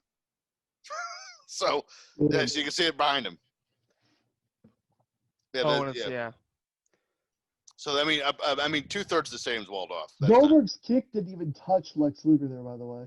Can I ask you guys now? Granted, none of us run promotions or business or anything like that. But let me ask a logistical question. And this was not the first time that they'd run an arena and failed to sell a third of it. Why wouldn't you just stop running arenas? Start going back to, if you want to go to Indiana as an example, go to the Hammond Civic Center. Go to the Fort Wayne. A smaller venue. Yeah, go to the Fort Wayne Memorial Coliseum. Go to Dayton, Ohio. Why would you keep renting? The rent's not cheap for these buildings. But hold on, let me ask you. I'm going to ask a question because I went to Monday Night Raw or WCW Nitro in 2001. One of the last ones, and it was in Providence. Of course it was. But listen, Providence seats about 10,000 before they renovated it. Was it in the parking lot? What? Was it in the parking lot? Because that's where it should have been. Well, what I'm saying is I don't think that they could, because Providence is a B city, a smaller arena. No, I don't think that for WCW, yeah. WWE, no. I would say no, but WCW, sure. Well, no. Honestly, whenever WWF is there, even WWE, even for house shows, it sells out. It's completely sold out. But I forgot a fan maced Goldberg, and now he's getting his ass beaten by security. Did that really happen? No. That was legit? Oh. No, it's not legit. So Luger was fucking with him before that. So Providence. Now the ass beating he's getting right now might be Luger's like, hey, you guys, he's part of the show. Let him up. Oh, I forgot to tell you. This was right. I was like, hey guys, it's work. What I was saying, TJ, is that they only put like 3,000 people in Providence, so I don't think they could have gone to a smaller venue in Indiana and done any better. Well, and to Henry's point, either this pay-per-view or the following Nitro was the last show they did. God, this is terrible. Goldberg's just no-selling fucking everything. But, I mean, this is the last, either this show or the Nitro after is the last show they have in Not the South. I actually have an update on that because breaking news. I found it when I was looking up Sin for the match card. The next night, they would tape WCW Monday Nitro and WCW Thunder in Fort Wayne, Indiana. This is actually the penultimate show that they run in the Northeast. I think that's the right word. Henry, can you check when it was when Nitro was in Providence? Could have been the end of 2000, and I didn't remember, but because I thought it was 01 that we went. So, but while we're doing that, Eric's thought when he was going to buy the company, have him stationed out of Las Vegas and essentially just run the MGM Grand Garden Arena, which is Halloween Havoc forever. Well, I mean, you're at this point, the contracts are unbelievable. which I cannot wait for Carl Mandick to stop pissing, because that was the entire reason why we watched the show in the first fucking place. We haven't mentioned it one time. But, like, the contracts are unbelievable, probably. Or he's talking to Mama Mandick, because she's way more interesting than we are. And, you know, the rent for these arenas aren't cheap. Even Conseco Fieldhouse in Indianapolis is still expensive. Like, at what point, and, you know, they get a lot of shit, right? Because we didn't have full reign. It's run by Turner. And even here, this is well after the AOL Time Warner merger. At one point, as a larger company, do you just go, hey, guys, this ain't working? No more arenas. Let's start going to coliseums, civic centers, auditoriums, and also, hey, let's go back to being in the Southeast. Because clearly, if I honestly believe if WCW goes to the Southeast, because people forget, as bad as WCW was here in this time, when they went out of business, Nitro, still the highest rated show on TNT. Thunder, still the highest rated show on TBS. They weren't canceled because their product wasn't delivering ratings, because they were. It's because their contracts were out of control. Yeah. And they couldn't sell out an arena to save their life. Henry, I'm coming to you. So why, at what point, like it's irresponsible of a company to just continue to let these guys, even if you wanted to get rid of them, just from a financial asset point of view, an investment point of view. Like, let's say, if this, look at Tony Schiavone. The fuck did I just watch? I'll be right back, guys. I'm sorry. The dog. Yeah, my dog I got you. So, just from an investment portfolio standpoint, at what point wouldn't you just go, hey, guys, this looks terrible. I'm going to be honest with you. We want to sell you guys to get you out of our portfolio. So we need to up your value. No more arenas. We're going back to the Southeast. We're going to get you above, you know, the red, a hair. Break even. And then we're going to sell you to somebody else who might want you. Like, this, the whole end of WCW is just irresponsible to me. So you're not wrong, but think about Eric and Conrad talked about the fact that at this point, Turner was throwing every negative they could there for the tax write-off purposes. Right. Right. So that plays a big part in it. Number two, I don't think anybody at fucking Turner wanted to get to know, or actually at this point, AOL Time Warner, right? Wanted to get that in depth with WCW to try to figure out how to save it or to sell it. Shit, when they finally decided, you know what, we're closing doors because we're not going to sell this to Fusion Media or whatever, allow them to continue on our TV, they killed their own deal right there. So they didn't care about the money at that point. And then they sold the whole tape library for what, $200,000? Like, the combined sale of everything added up to a little over $4 million. Yeah. But let me ask you this too. Again, from an AOL viewpoint, as a possible television asset, what also happened, I don't know, 3 months before this? WWE went to TNN, and USA didn't want to lose them. So now USA, desperately searching for that Monday night primetime slot. If WCW is worth its weight in salt, and AOL doesn't go, hey, USA Network, and I have to get off so Jamie can jump back in for this shit show we're about to watch. But I have this asset. You just lost WWE. I have WCW. Here are the ratings we pulled in. We managed to rein down some of the contracts, just outright release people because they were just silly. So we can offer you this much television for this much. We've gone to a regional territory just doing arenas, and we could sell you for X amount. You're going to make so much more money than selling just a tape library for $4 million. And I can't remember the guy's name that was responsible for the sale. They thought was a mole for WWE in Time Warner here, because he ended up working for him right after that. But whoever that is a colossal dumbass in the world of executives. And if I worked for WWE, and he lost a television entity like USA Network, potentially that much money just because I told him, hey, you bring it my way, I'll throw you a kickback, I would have fired him immediately. Because you have no spine and you have no morals. I do have one question before you hand it back over to your wife. Yes. Within this scenario, do we still presume that Eric Bischoff and Fusion Media have purchased WCW to try to keep it afloat on the USA Network? No. Or are we presuming that it's still a Turner entity? You're just putting it on somebody else's air. So the one thing you have to keep in mind, if WCW sells to USA here, you would still need a Vince McMahon's not the right phrase or term, but you need an Eric Bischoff, vice president, or I think eventually was president of WCW. You'd still need that guy. I don't know who he would be. If it could have been Bischoff, maybe, or someone else. I don't know the answer to that.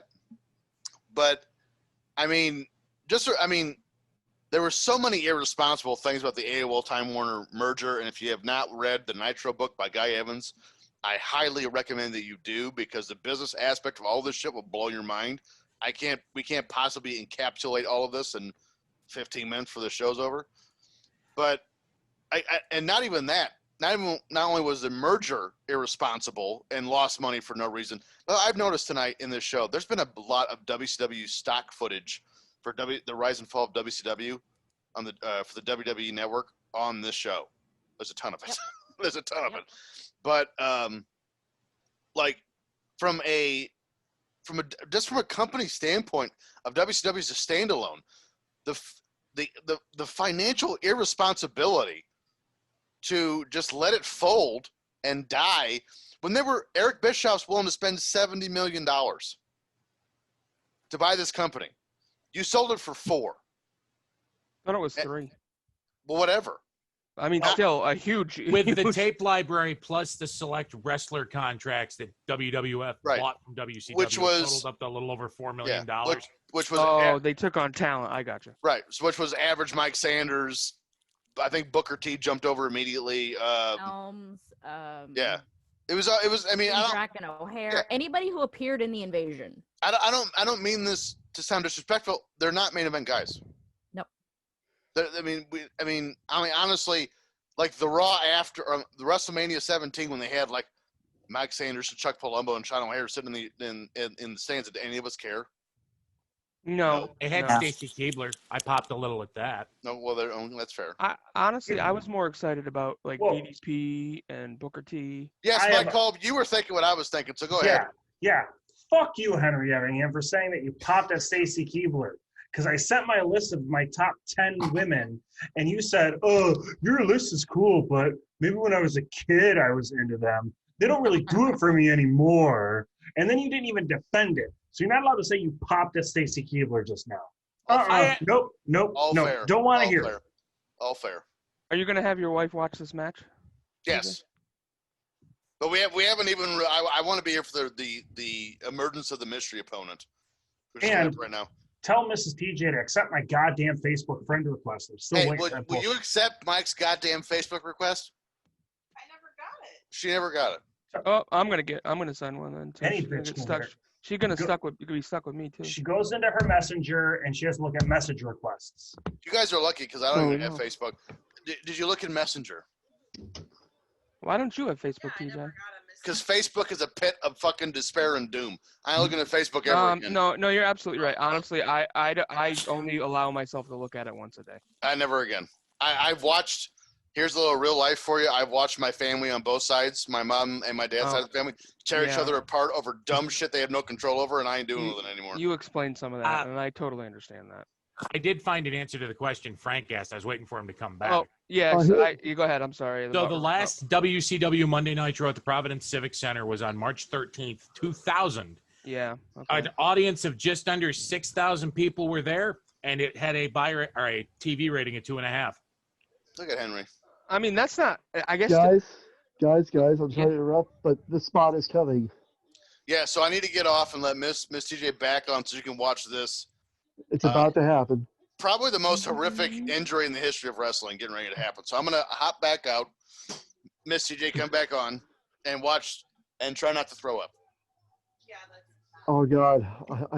I'm scared. So my assumption here, guys, is because this main event was cut drastically short because of the injury. Yes, correct. The jean shorts. It's the guy in the jean shorts. They're God. jorts. Let's Oh, get the Just- technical term. They are jorts. I own a pair of jorts. Wait, the one with the ramen noodle hair? Yeah. Yes. Yep. The bad mullet, I think was what you called it. Oh yeah, Or that's the right. Ramen noodle mullet. Yeah. ramen noodle mullet. Yeah. Never gonna look at Sid again the same way. Nope. For the record, that's the same name that Frank gives his pubes. Oh, that's the yeah. You know, I guess I'm gonna use that. Yeah. Oh my lord. Let me just tell you this. I did not choose to work ER because I don't like stuff like this. Mm-hmm. Oh, I hate stuff like this. Like I love it. It grosses me out to no end. See him climb to the second rope, shit's about to go down. Yeah, TJ's got that right. When Sid climbs to the second rope, get ready because it's going to be bad.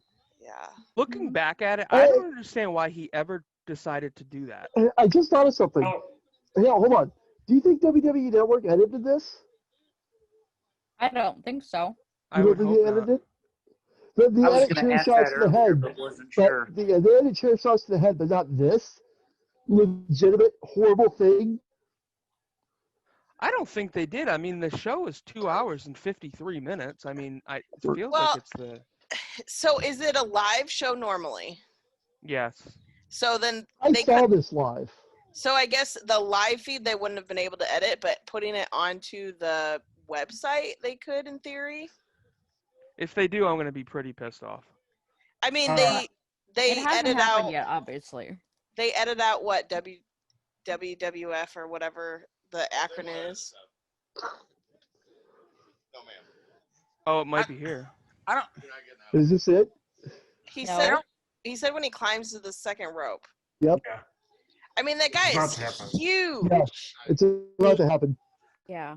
I don't know that you edited it out of the match, because if you edited it out of the match, how much sense does it make? No, they might 1 minute just Sid's edit- kicking everybody's yeah. ass, the next Yeah. second he's on the ground.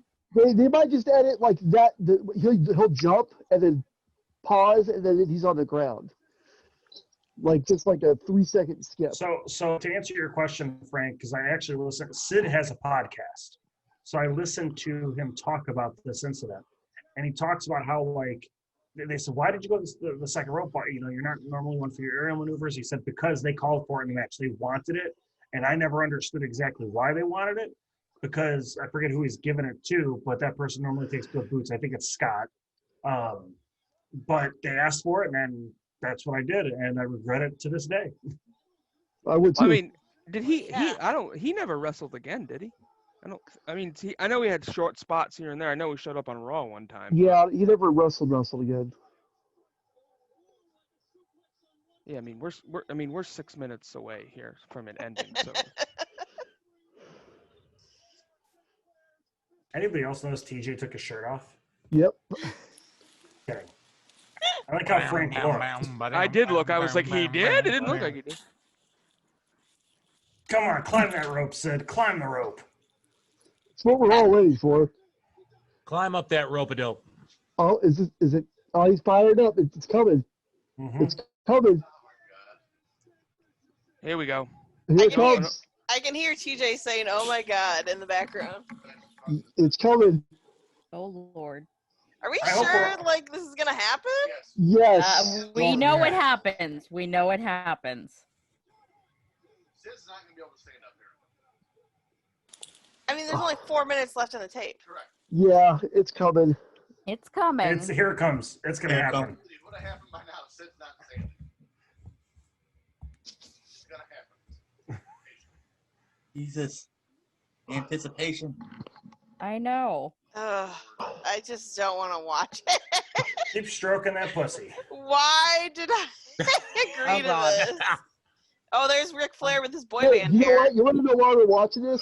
Turn your head over to your shoulder and glare at your husband. Oh, we yeah, did not vote. There was no vote. Oh, like they usual. edited it. There's no Oh yeah, they feed. edited it because it's already broken. Yeah. Yep. They edited it. Well, you can see his foot. Yeah. Like his leg I is. know it. Oh! I knew it. Damn it. His leg! Don't move it! Just don't move it! Oh, tell her how it happened, guys. No. Why is the match still going? Because Sid is the champion, isn't? No, he's And not. what's No, stupid Steiner's the Not champion. Oh, Sid's like, dude, stop fucking kicking me. My bone is sticking out of my leg. All right, here's what I don't get. He's legitimately injured. Why isn't the referee making that signal that they make to get the that's out? That Even if the match continues. that would make far that too much didn't sense. exist. That also didn't exist back in this time. They didn't X that shit out. Oh no, they would throw up the X, like they would make some sort of a hand signal He to just about to just show her. help. He I just didn't about to think show her. yeah. No, don't you show me the real stuff. No. Come No, on. we need to. No, it's not. Just watch it. You'll be okay. It's horror. It's funny because this. Oh my god! That was disgusting when he lifted his leg and it was just dangling there. Oh my god, that's horrible. That's absolutely And horrible. Sid is still on the fucking. Oh my god, poor Sid. He has to like stay. Why? Oh, they should have just stopped this match. Yeah, his leg is like And Scott barely Steiner's- attached. The leg is Steiner not keeps- supposed to angle like this. Yeah. Get me a damn ambulance. Scott Steiner keeps like kicking him occasionally too. It's like, dude. Why are they still kicking him? Yeah. Wait, settle down. I feel so betrayed that they edited this. I told you they Oh, would. I knew it. I knew it. Is that Antonio Santos? Who is that guy? It's Antonio We're gonna Santos. find out. We're gonna find out. That's the mystery opponent. Jeff Jarrett's over there celebrating like he won the damn match. That's him. He always, And it's always it's him. Road Warrior Animal. Rest in peace, man. We miss you. TJ, I'm never gonna unsee that in my head ever again. Thank you. Yeah, you're welcome. Anybody want to guess what Meltzer gave that match? I don't care. Negative 3 stars. Oh, I'm getting kicked out. One star in the leg break. Well, That was absolutely horrible. It was definitely better stars than the Andre Hogan WrestleMania 3 match. Are you kidding me? Are you trying to get me triggered again here? Yeah, I'm gonna get triggered too. That's bullshit. That's why Meltzer's an incompetent piece of regurgitated twat. He's just an idiot. Now that we've traumatized TJ's wife. I just noticed that Sting is on the promotion for this, yet not in the show. Okay. My wife says she just bought me something on Amazon. It's probably another belt. So, oh no, no, and then she gave me the finger. So, we actually talked her into sticking a finger up your bum one night already. you're gonna put a finger in my bum? No. Okay, no, that's not it either. No. We kind of do. Well, that's tough shit. So, oh boy. Yeah, the whole time my wife's going, why is this match still happening? And I kept telling her they have to wait for Animal to get to the ring. Because as soon as Animal hits the ring, the match is over. But so Poor Sid. we just watched easily, well, I shouldn't say easily because, I mean, worse shit's happened since then. But one of the worst ring injuries ever. Certainly top 3. What's our initial reaction? We're living this piece of wrestling history that is known as Sid's leg breaking. It's like I'm watching it for the first time all over again every time I see it. And I called it. I know you didn't have your headphones on, but I told them they're probably going to cut it out, like jump, and they did. I didn't think they would. I'm like 70% happy they did, but there's that small 30% of me that's like, no, I want to see how bad it was again. And so it's so awful, and I can still see it to this day because I watched it live. Because remember, I had free pay-per-views, so I got to see this damn thing live. I'm glad I didn't pay for it, but it's still, I can literally see in slow motion Sid jumping with his other foot extended out and then landing on his foot. And his foot buckling out. And for maybe like 10 seconds in my mind, I'm like, is this part of the show? Did they have some sort of gimmick legs? Oh my god, they don't. Was he Oh, doing God, was he his doing legs- Doink the Clown Part 2 but with his leg? It was so bad. So I think Tony Schiavone asked the perfect question when he watched us on What Happened When, and about this injury specifically. And the question was simply, why the fuck is Sid on the second rope? Yep. Yeah, exactly. What is he doing up there? And I'm sure we've all seen the video on. Actually, I'm pretty sure Carl played it for my chat pack of the Yes, guy he did. doing the goddamn whatever the fuck he was doing, and both of his knees broke. Mhm. I don't know. But one thing I thought of while my wife and you guys were shitting on me the last time, I thought of to kind of close the show with. So we know the WCW goes out of business about 10 weeks after this. I think the last Nitro was March 24th, 2001 from Panama. So, and you can't say Sting because of what we know now. But if who was over at the time in 2001, who would you want to see make that initial jump immediately for the invasion angle? And I want you to give me 3 people. If you can say Sting, that's fine, but I want reasons, not just because, Undertaker, because that's tired. You mean coming from WCW, from the purchase Immediately. into WWE? Yes. Into WWE? Yes. Okay. Immediate impact, 3 guys or women or announcers or Eric Bischoff or whoever. Let's start with Phil Jackson. Who are your 3? Diamond Dallas Page, Sting, Scott Steiner. What's your reason for Sting? Well, Sting is WCW's Hulk Hogan, and if the storyline reasoning, they could go, well, they took our biggest player, now we got their biggest player, and they could fit him into numerous amount of storylines where, yeah, he's Sting, he's the big Hulk Hogan, but they could do a Hollywood version of Sting in WWE, like, all right, now Sting's here, but he's the asshole Sting. We don't want the Sting around here, but he's there anyway. And Scott Steiner, was the last, he lost the championship to Booker T in the very last title match. But up until that point, he was for 2001, and that's not saying a whole lot, but there was no one more successful in WCW 2001 than Scott Steiner. He was more successful than Goldberg. He was more successful than Booker T. He had the title the longest in 2001. So I kind of feel like that's a no-brainer. And DDP just, he had, even though at his age, he had so much left to give. And I feel like he could have had one really strong main event run in WWE at that point in time. We all know they ended up shitting all over him. But right. Well, yes and no. I mean, there's a very good chance in 2015 Sting wins the world title if he doesn't get hurt in that freak accident in the match with Seth Rollins. Right. So, I mean... Do you think he was supposed to go over in that match? No, that's not what I'm saying at all. I think eventually he would have. Okay. And I think eventually we would have gotten Sting Undertaker. But because of, the freak powerbomb, turnbuckle powerbomb, and neck injury, whatever, but we didn't get to see it. But so, good answers.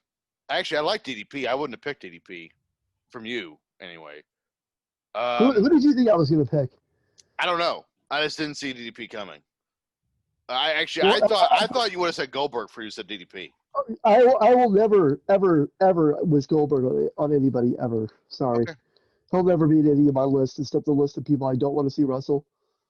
All right, fair enough. Antonio Santos, I've watched you scratch your armpit and sniff your fingers. Who are your 3 guys that you would bring in immediately from WCW to WWE? I know I'll definitely bring DDP in, but not as... Damn, 2 for 2? Yeah. Well, not as a stalker, but... Well, of course not. No one would have done that.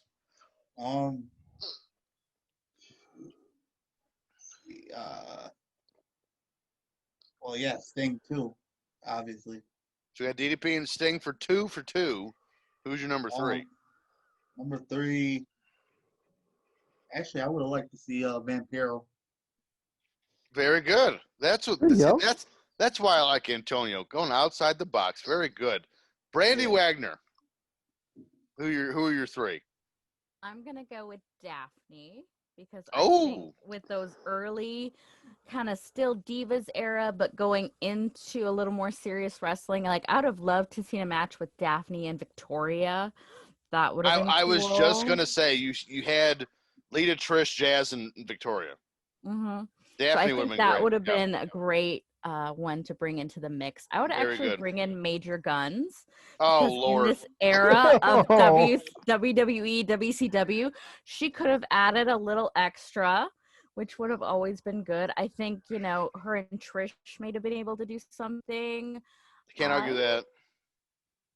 And I'm going to go with Lance Storm because there's just so few technicians that are just that freaking good. Storm did go, And didn't he? yeah, he did. Yeah. But I don't think he was given as, he didn't have the charisma. He didn't really have the mic work. I would have brought him over as an upper tier mid card as opposed to more, say, lower mid card. So you're saying Lance the push? Yes, Lance with a push. Very good. I like it. That's a very good 3. Henry Evingham. Actually, can I change one? No. Nope. He wants Major Guns. No, extra one. AJ Styles. You're fired. That's again why I didn't like the Sting answer. It's AJ Styles in retrospect. AJ Styles of 2001 is a greenhorn. He's been a pro for like 4 months, and he would have crashed and burned had he gone to WWE in 01. He needed to go through what he Yeah. did, doing His the career indies, path- doing TNA. Yeah. He needed that. His career path went exactly the way it should have. If it had gone any other way, he would not be at the level he is at in WWE and had one of the longest world title runs in the last 15 years. Correct.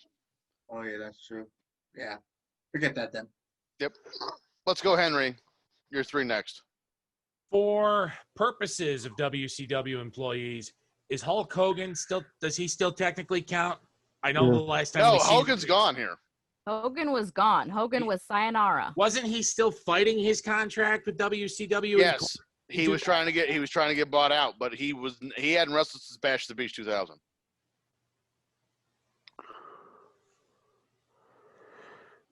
Then I would go Booker T, Sting, and Flair. David or Rick? Rick. Okay. I justify Booker T because the final Nitro makes him both the world heavyweight and the United States champion. You can't do an invasion without the big gold belt or the U.S. title. He has to go unless you're going to find some magic way to strip him of both belts. I justify Sting in large part because of what Phil said, but I feel like Sting makes a better leader for a WCW faction. Oh, for sure. Than any of the other mid-card talent they had, Booker T included. And I pick Flair not for a wrestling ability, but because instead of the invasion becoming a Vince McMahon circle jerk family clusterfuck, Ric Flair could have been their commissioner. Tell us how you really feel. How's Vince that McMahon's promo, an Henry? overrated puppet, and I hope he either retires soon and turns the company over to somebody else, or just goes away. Here's how Vince is going to McMahon's- be there until he Yeah. fucking drops Here's how dead. Vince Yes, McMahon's but if I story- say that out loud, YouTube will kick this off because you're not allowed to wish death on people. Here's how Vince McMahon's story is going to end.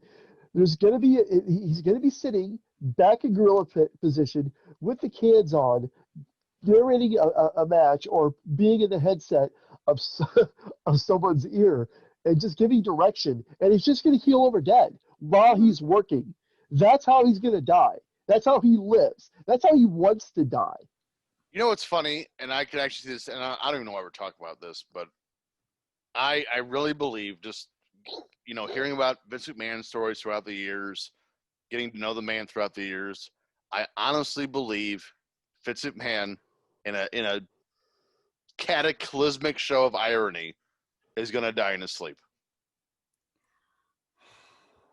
Andrew Hermes, on that note, who's your 3 to jump from WCW to WWE if you could handle it yourself? It's a great look of Andrew Ceiling fan. You're on mute. Okay, am I back? Yep. Yeah. Okay. This phone's about to die, so I had to switch the charger. There you Anyway, I'm picking Rey Mysterio. Oh, Merchandise alone, put the mask back on him the way it's supposed to be. Amen. Conan, you need a veteran in the locker room. And I'm going to go with, I think he went over, but well, they all went over. But you guys said Booker T, and he went over. Yep. he was the biggest star to go over initially. Yeah. Indeed. No, Booker T was. Oh, I remember what I was going to say. Sober, clean Scott Hall. Question for the group on one of Andrew's choices. Billy Kidman was one of the wrestlers that jumped. Rey Mysterio wasn't. Do you think that Vince McMahon would have kept the cruiserweight tag titles going in some form if he had been able to get both Kidman and Mysterio? Because it's been said before, the only reason those titles died was because both champions didn't jump. Mysterio opted to wait, but Kidman wanted to keep working, so he jumped. No. Not in 2001. You've got The Rock, you've got Triple H, you've got Undertaker, you've got Stone Cold, of course. And then when you bring in the other WCW guys, there's no room for the cruiserweights on that roster to speak of. You would need the attraction of Rey Mysterio from the cruiserweights. If you could get 96, 97 Mysterio, you'd be a lot better off. And again, I think that Scott Hall fits the Attitude Era because they weren't transitioned quite yet into Ruthless Aggression. He was also the first member of the NWO. The only problem with I have with Scott Hall is the same problem that everybody else had with Hogan. By the time WCW folds, Scott Hall's no longer working for WCW. He was fired in October of 2000. Right. Good point. Good point. But like I said, in a perfect world, because he was fired for bad behavior. That's fair. But from the standpoint of why I didn't pick Hogan, Nash, they're tired and they're old and they're no longer anything I want to watch. TJ said it earlier. On January the 4th, I was watching Nitro Raw or Nitro Live, and when Tony said that Foley was going to win the title, I turned the channel. I was one of the 600,000 people that turned the channel to watch Mick Foley win the world title. And then when I turned it back and saw the finger poke of doom, I basically quit watching WCW. I would pay attention to it and or read the results, but I was all in on WWF. And WWF in 1999 sucked at some points. I mean, it was terrible. It wasn't like it was that much better than Nitro, but by the end of 99, you couldn't get any worse than what they were putting on television. So WWF's the default answer for me. Well, I think what the interesting thing is, because we tend to look at things through rose-colored glasses as we get older. You know, I'm 35, and pretty much the whole group is around that age group, minus plus a couple years. If you go back and watch, you know, the Attitude Era as a whole, WCW or WWE, specifically though WWE, most of their matches were fucking trash. But the stories were so fucking good, it made up for it. And there is something to be said for Vince Russo about that. Because it was his, you know, his blueprint that we saw unfold live on Monday Night Raw every week. You can almost tell the exact day he went in charge of the writing team. On the cross side of that, Vince Russo, why he failed miserably in WCW, was he didn't have that Vince McMahon who's going to say, yes, we'll do that. Fuck no, we ain't doing that.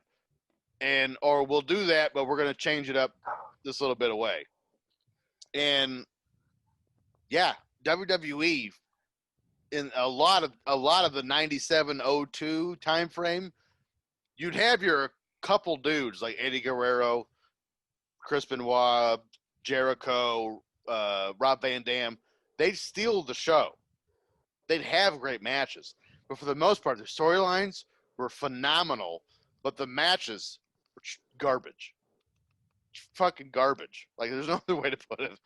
I mean, yes, there was Kurt Angle's. There was, Michaels came back in 2002. But, I mean, they were few and far between.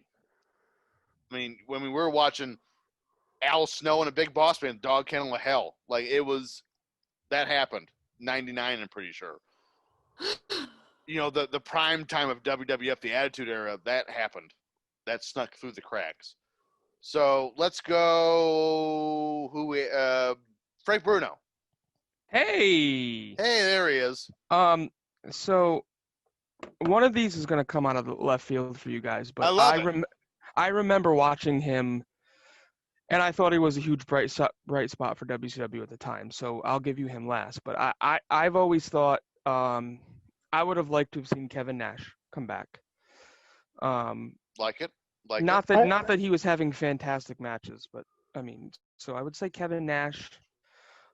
Scott Steiner, I think he was pretty hot at the time, and I know he came in 2002. But maybe if he came over as the WCW champion, he didn't lose it and all that stuff.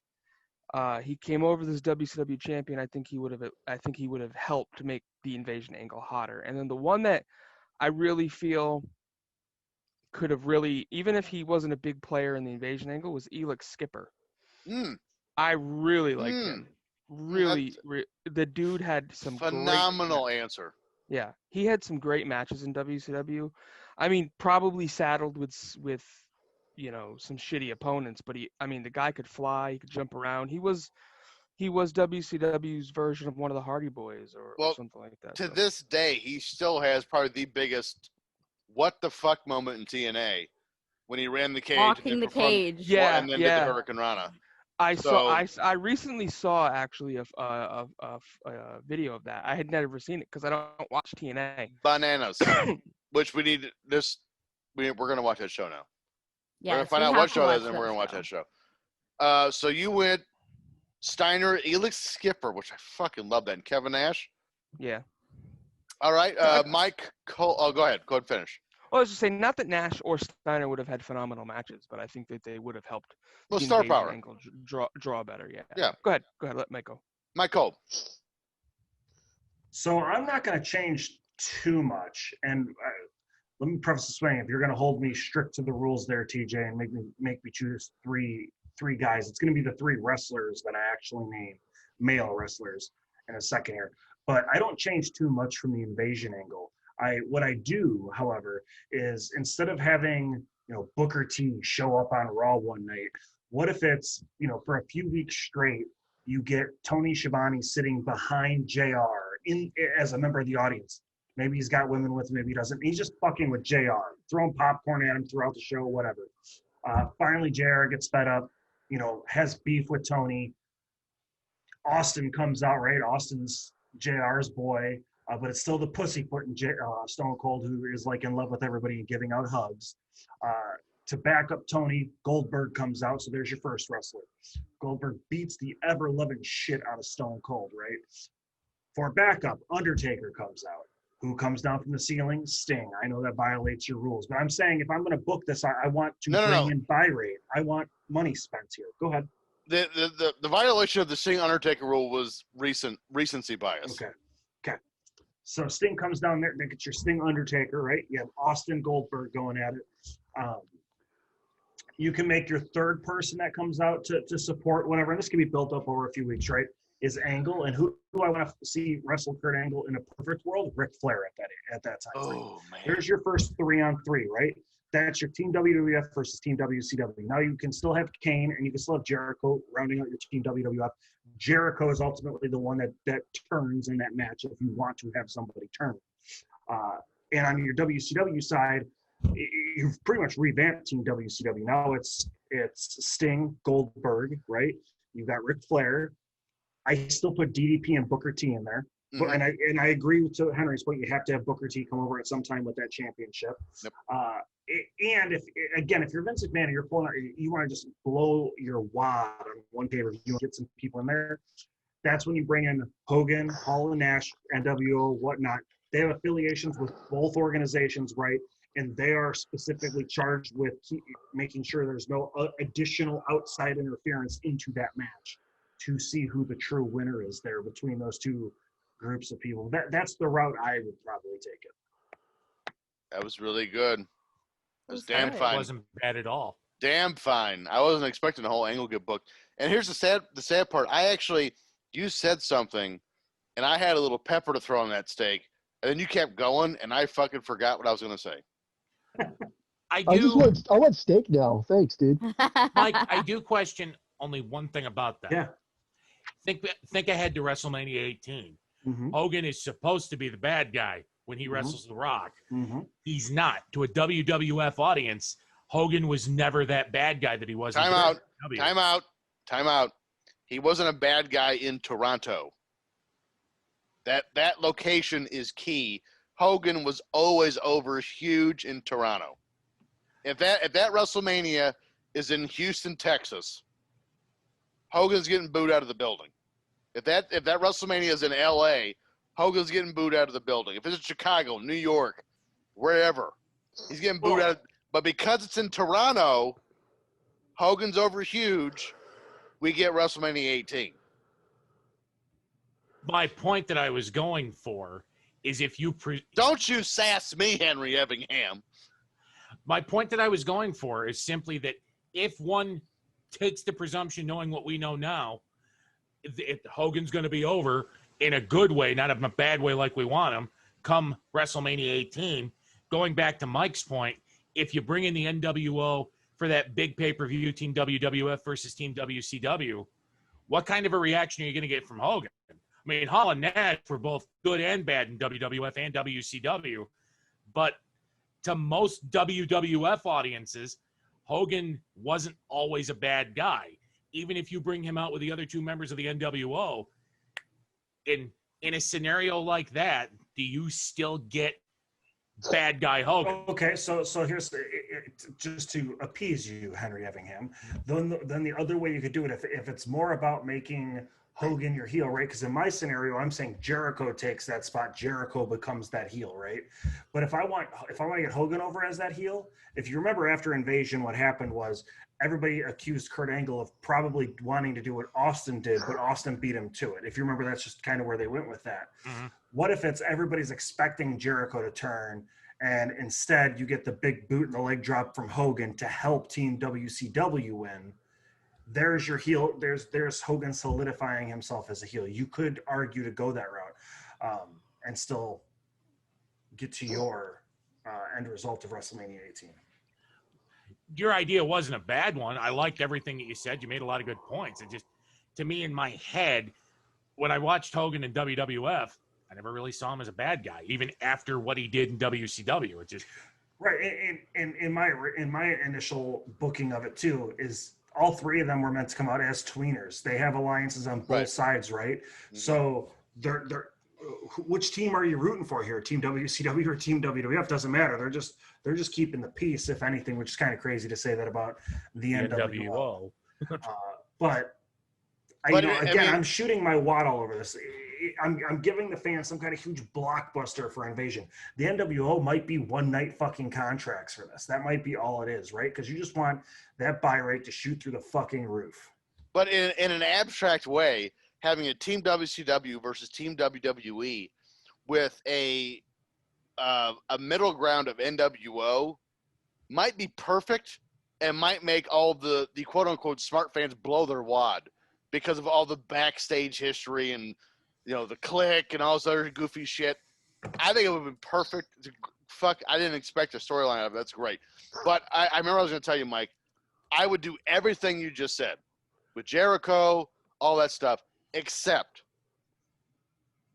take Jericho out, insert Eddie Guerrero. Cool. I could see that. One real quick side note, guys, totally unrelated to all this. The world record for the longest pee ever taken was 8.5 minutes, and I think Carl Mandic has crushed that. Oh, he's crushed it. So my three, I'm gonna agree with the majority of the group here. I'm gonna say Scott Steiner. He was over super huge at this point, and I mean, you could honestly make the statement he's one of the top three biggest stars in WCW at the end of 01. Wouldn't be a stretch.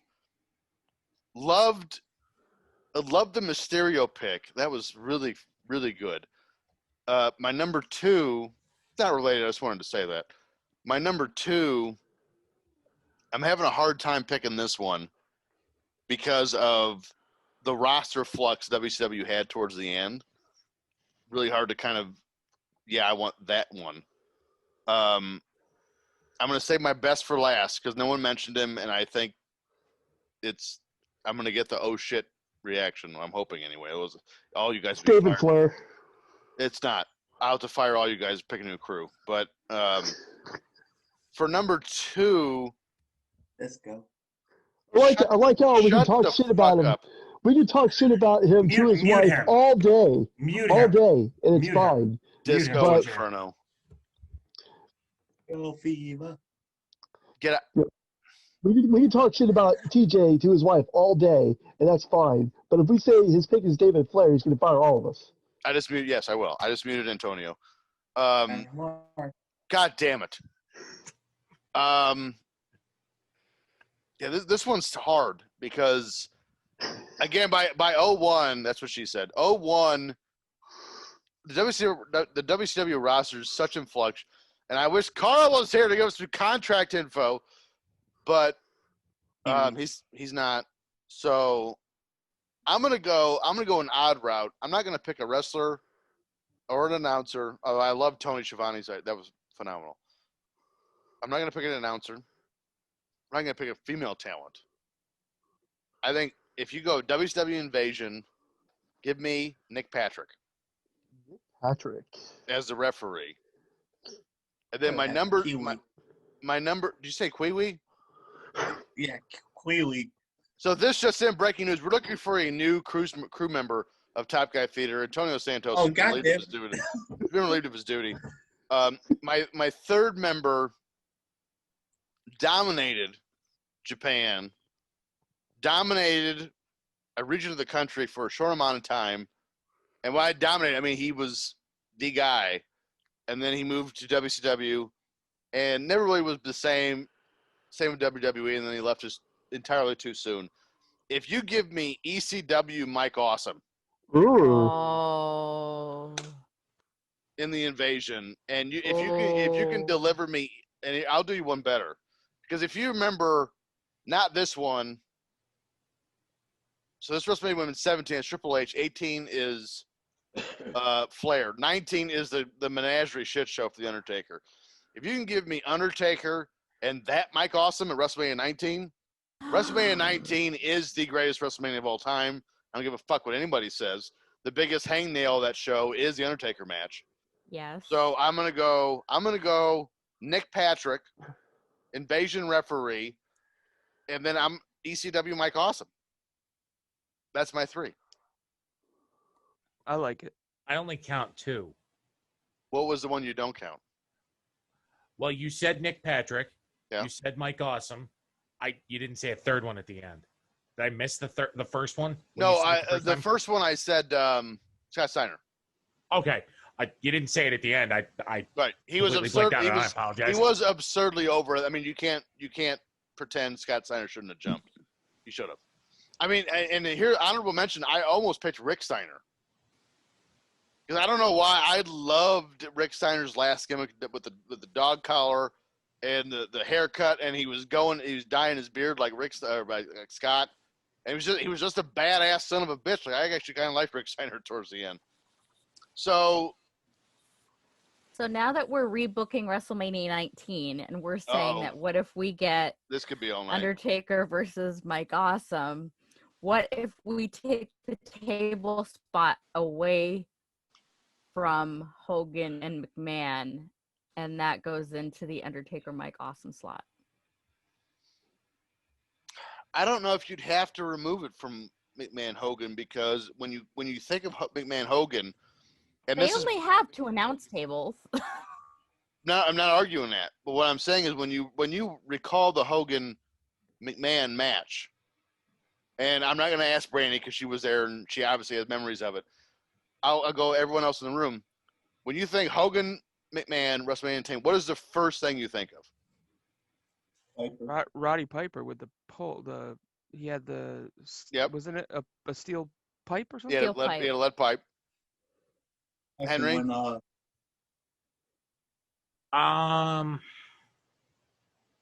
It's been so long since I've seen that. I honestly can't pull anything right off the top of my head. Well, I mean, for time's sake, it's Roddy Piper, is it not? Yeah. Is that not It's the memory either you have that- from the Open Man? Or them bringing Vince back on the stretcher and he's doing the double bird. Yeah. So I mean, I don't know if you lose that much from the match if you leave the table spot in. So I don't know if you have to do that. I mean, you could just for continuity's sake. But I think this is a good time to bid farewell to each other for the night. We made it through the shit show that was WCW Sin 2001. And somehow my credit card is not maxed out. I came up with a great bonus episode idea, TJ. Okay. We should force Carl Mandic to watch Sin 100% all over again. Record it and provide commentary because that fucker just got out of it. So Well, maybe do it in Spanish language. Maybe he's got to listen to the commentary in Spanish or something. So we're going to do Carl Mandic bonus episode watching Sin alone, Spanish commentary. Yes. I like it. I like it a lot. We don't know what we're going to do next week. But we do know. Can I nominate something? I think that we have a ton of fun watching really bad wrestling. So I think that we should watch something bad again. I think anything from we should pick a bad show from like WWF in the mid 90s, like SummerSlam 95. Let's watch SummerSlam 95. I don't know, like those something. Survivor Series 95. It was covered on. What about the Legends of Wrestling? No, I can't. Here's what How I about suggest. WrestleMania 12?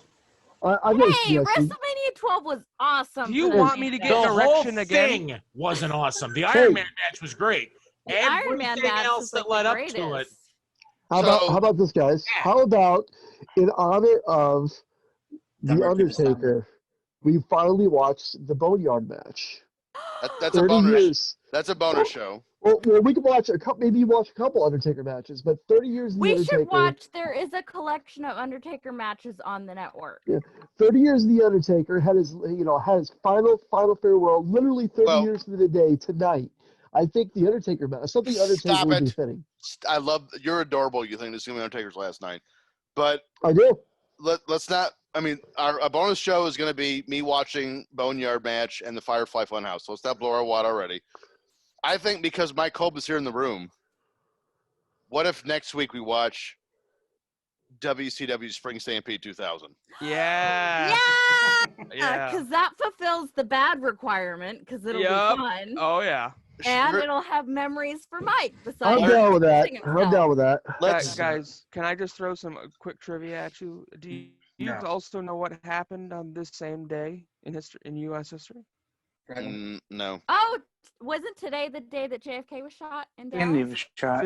57 years ago today, John F. Kennedy lost his head. And all of you guys can get sweet information and trivia like that yourselves if you just friend request Frank Bruno on Facebook, because he put that was his post first thing this morning. It totally was. You See, guys, Mike, we are friends, you asshole. Oh my God, you guys, Jesus! I'm sorry, no one else speak. I'm gonna run through this card, and I cannot be happier. We're gonna watch it. I've seen 2 matches, and I'm already fucking sold. Opening match, triple threat tag team match for the World Tag Team titles. Ric Flair and Lex Luger with Elizabeth against the Harris brothers, against the Mama Lukes, Johnny the Bull and Big Vito. I'm not done. Johnny the Bull, Big Vito with Disco Inferno. Match 2. Antonio, wipe that smile off your face. It's going to be amazing. Match 2, Man Cow with Al Roker Jr., Turd the Bartender, and Freak against Jimmy Hart. And I was wearing my Turd 316 shirt. Of course you were. Match number 3 for the WCW US Heavyweight Championship Tournament quarterfinal. Scott Steiner and The Wall Fourth match, same tournament, Mike Awesome and Ernest the Cat Miller. By the way, the longest match in the first 4 matches is 6 minutes. Next match, this one is 2 minutes and 41 seconds. WCW tag team match for the tag team champion or tournament.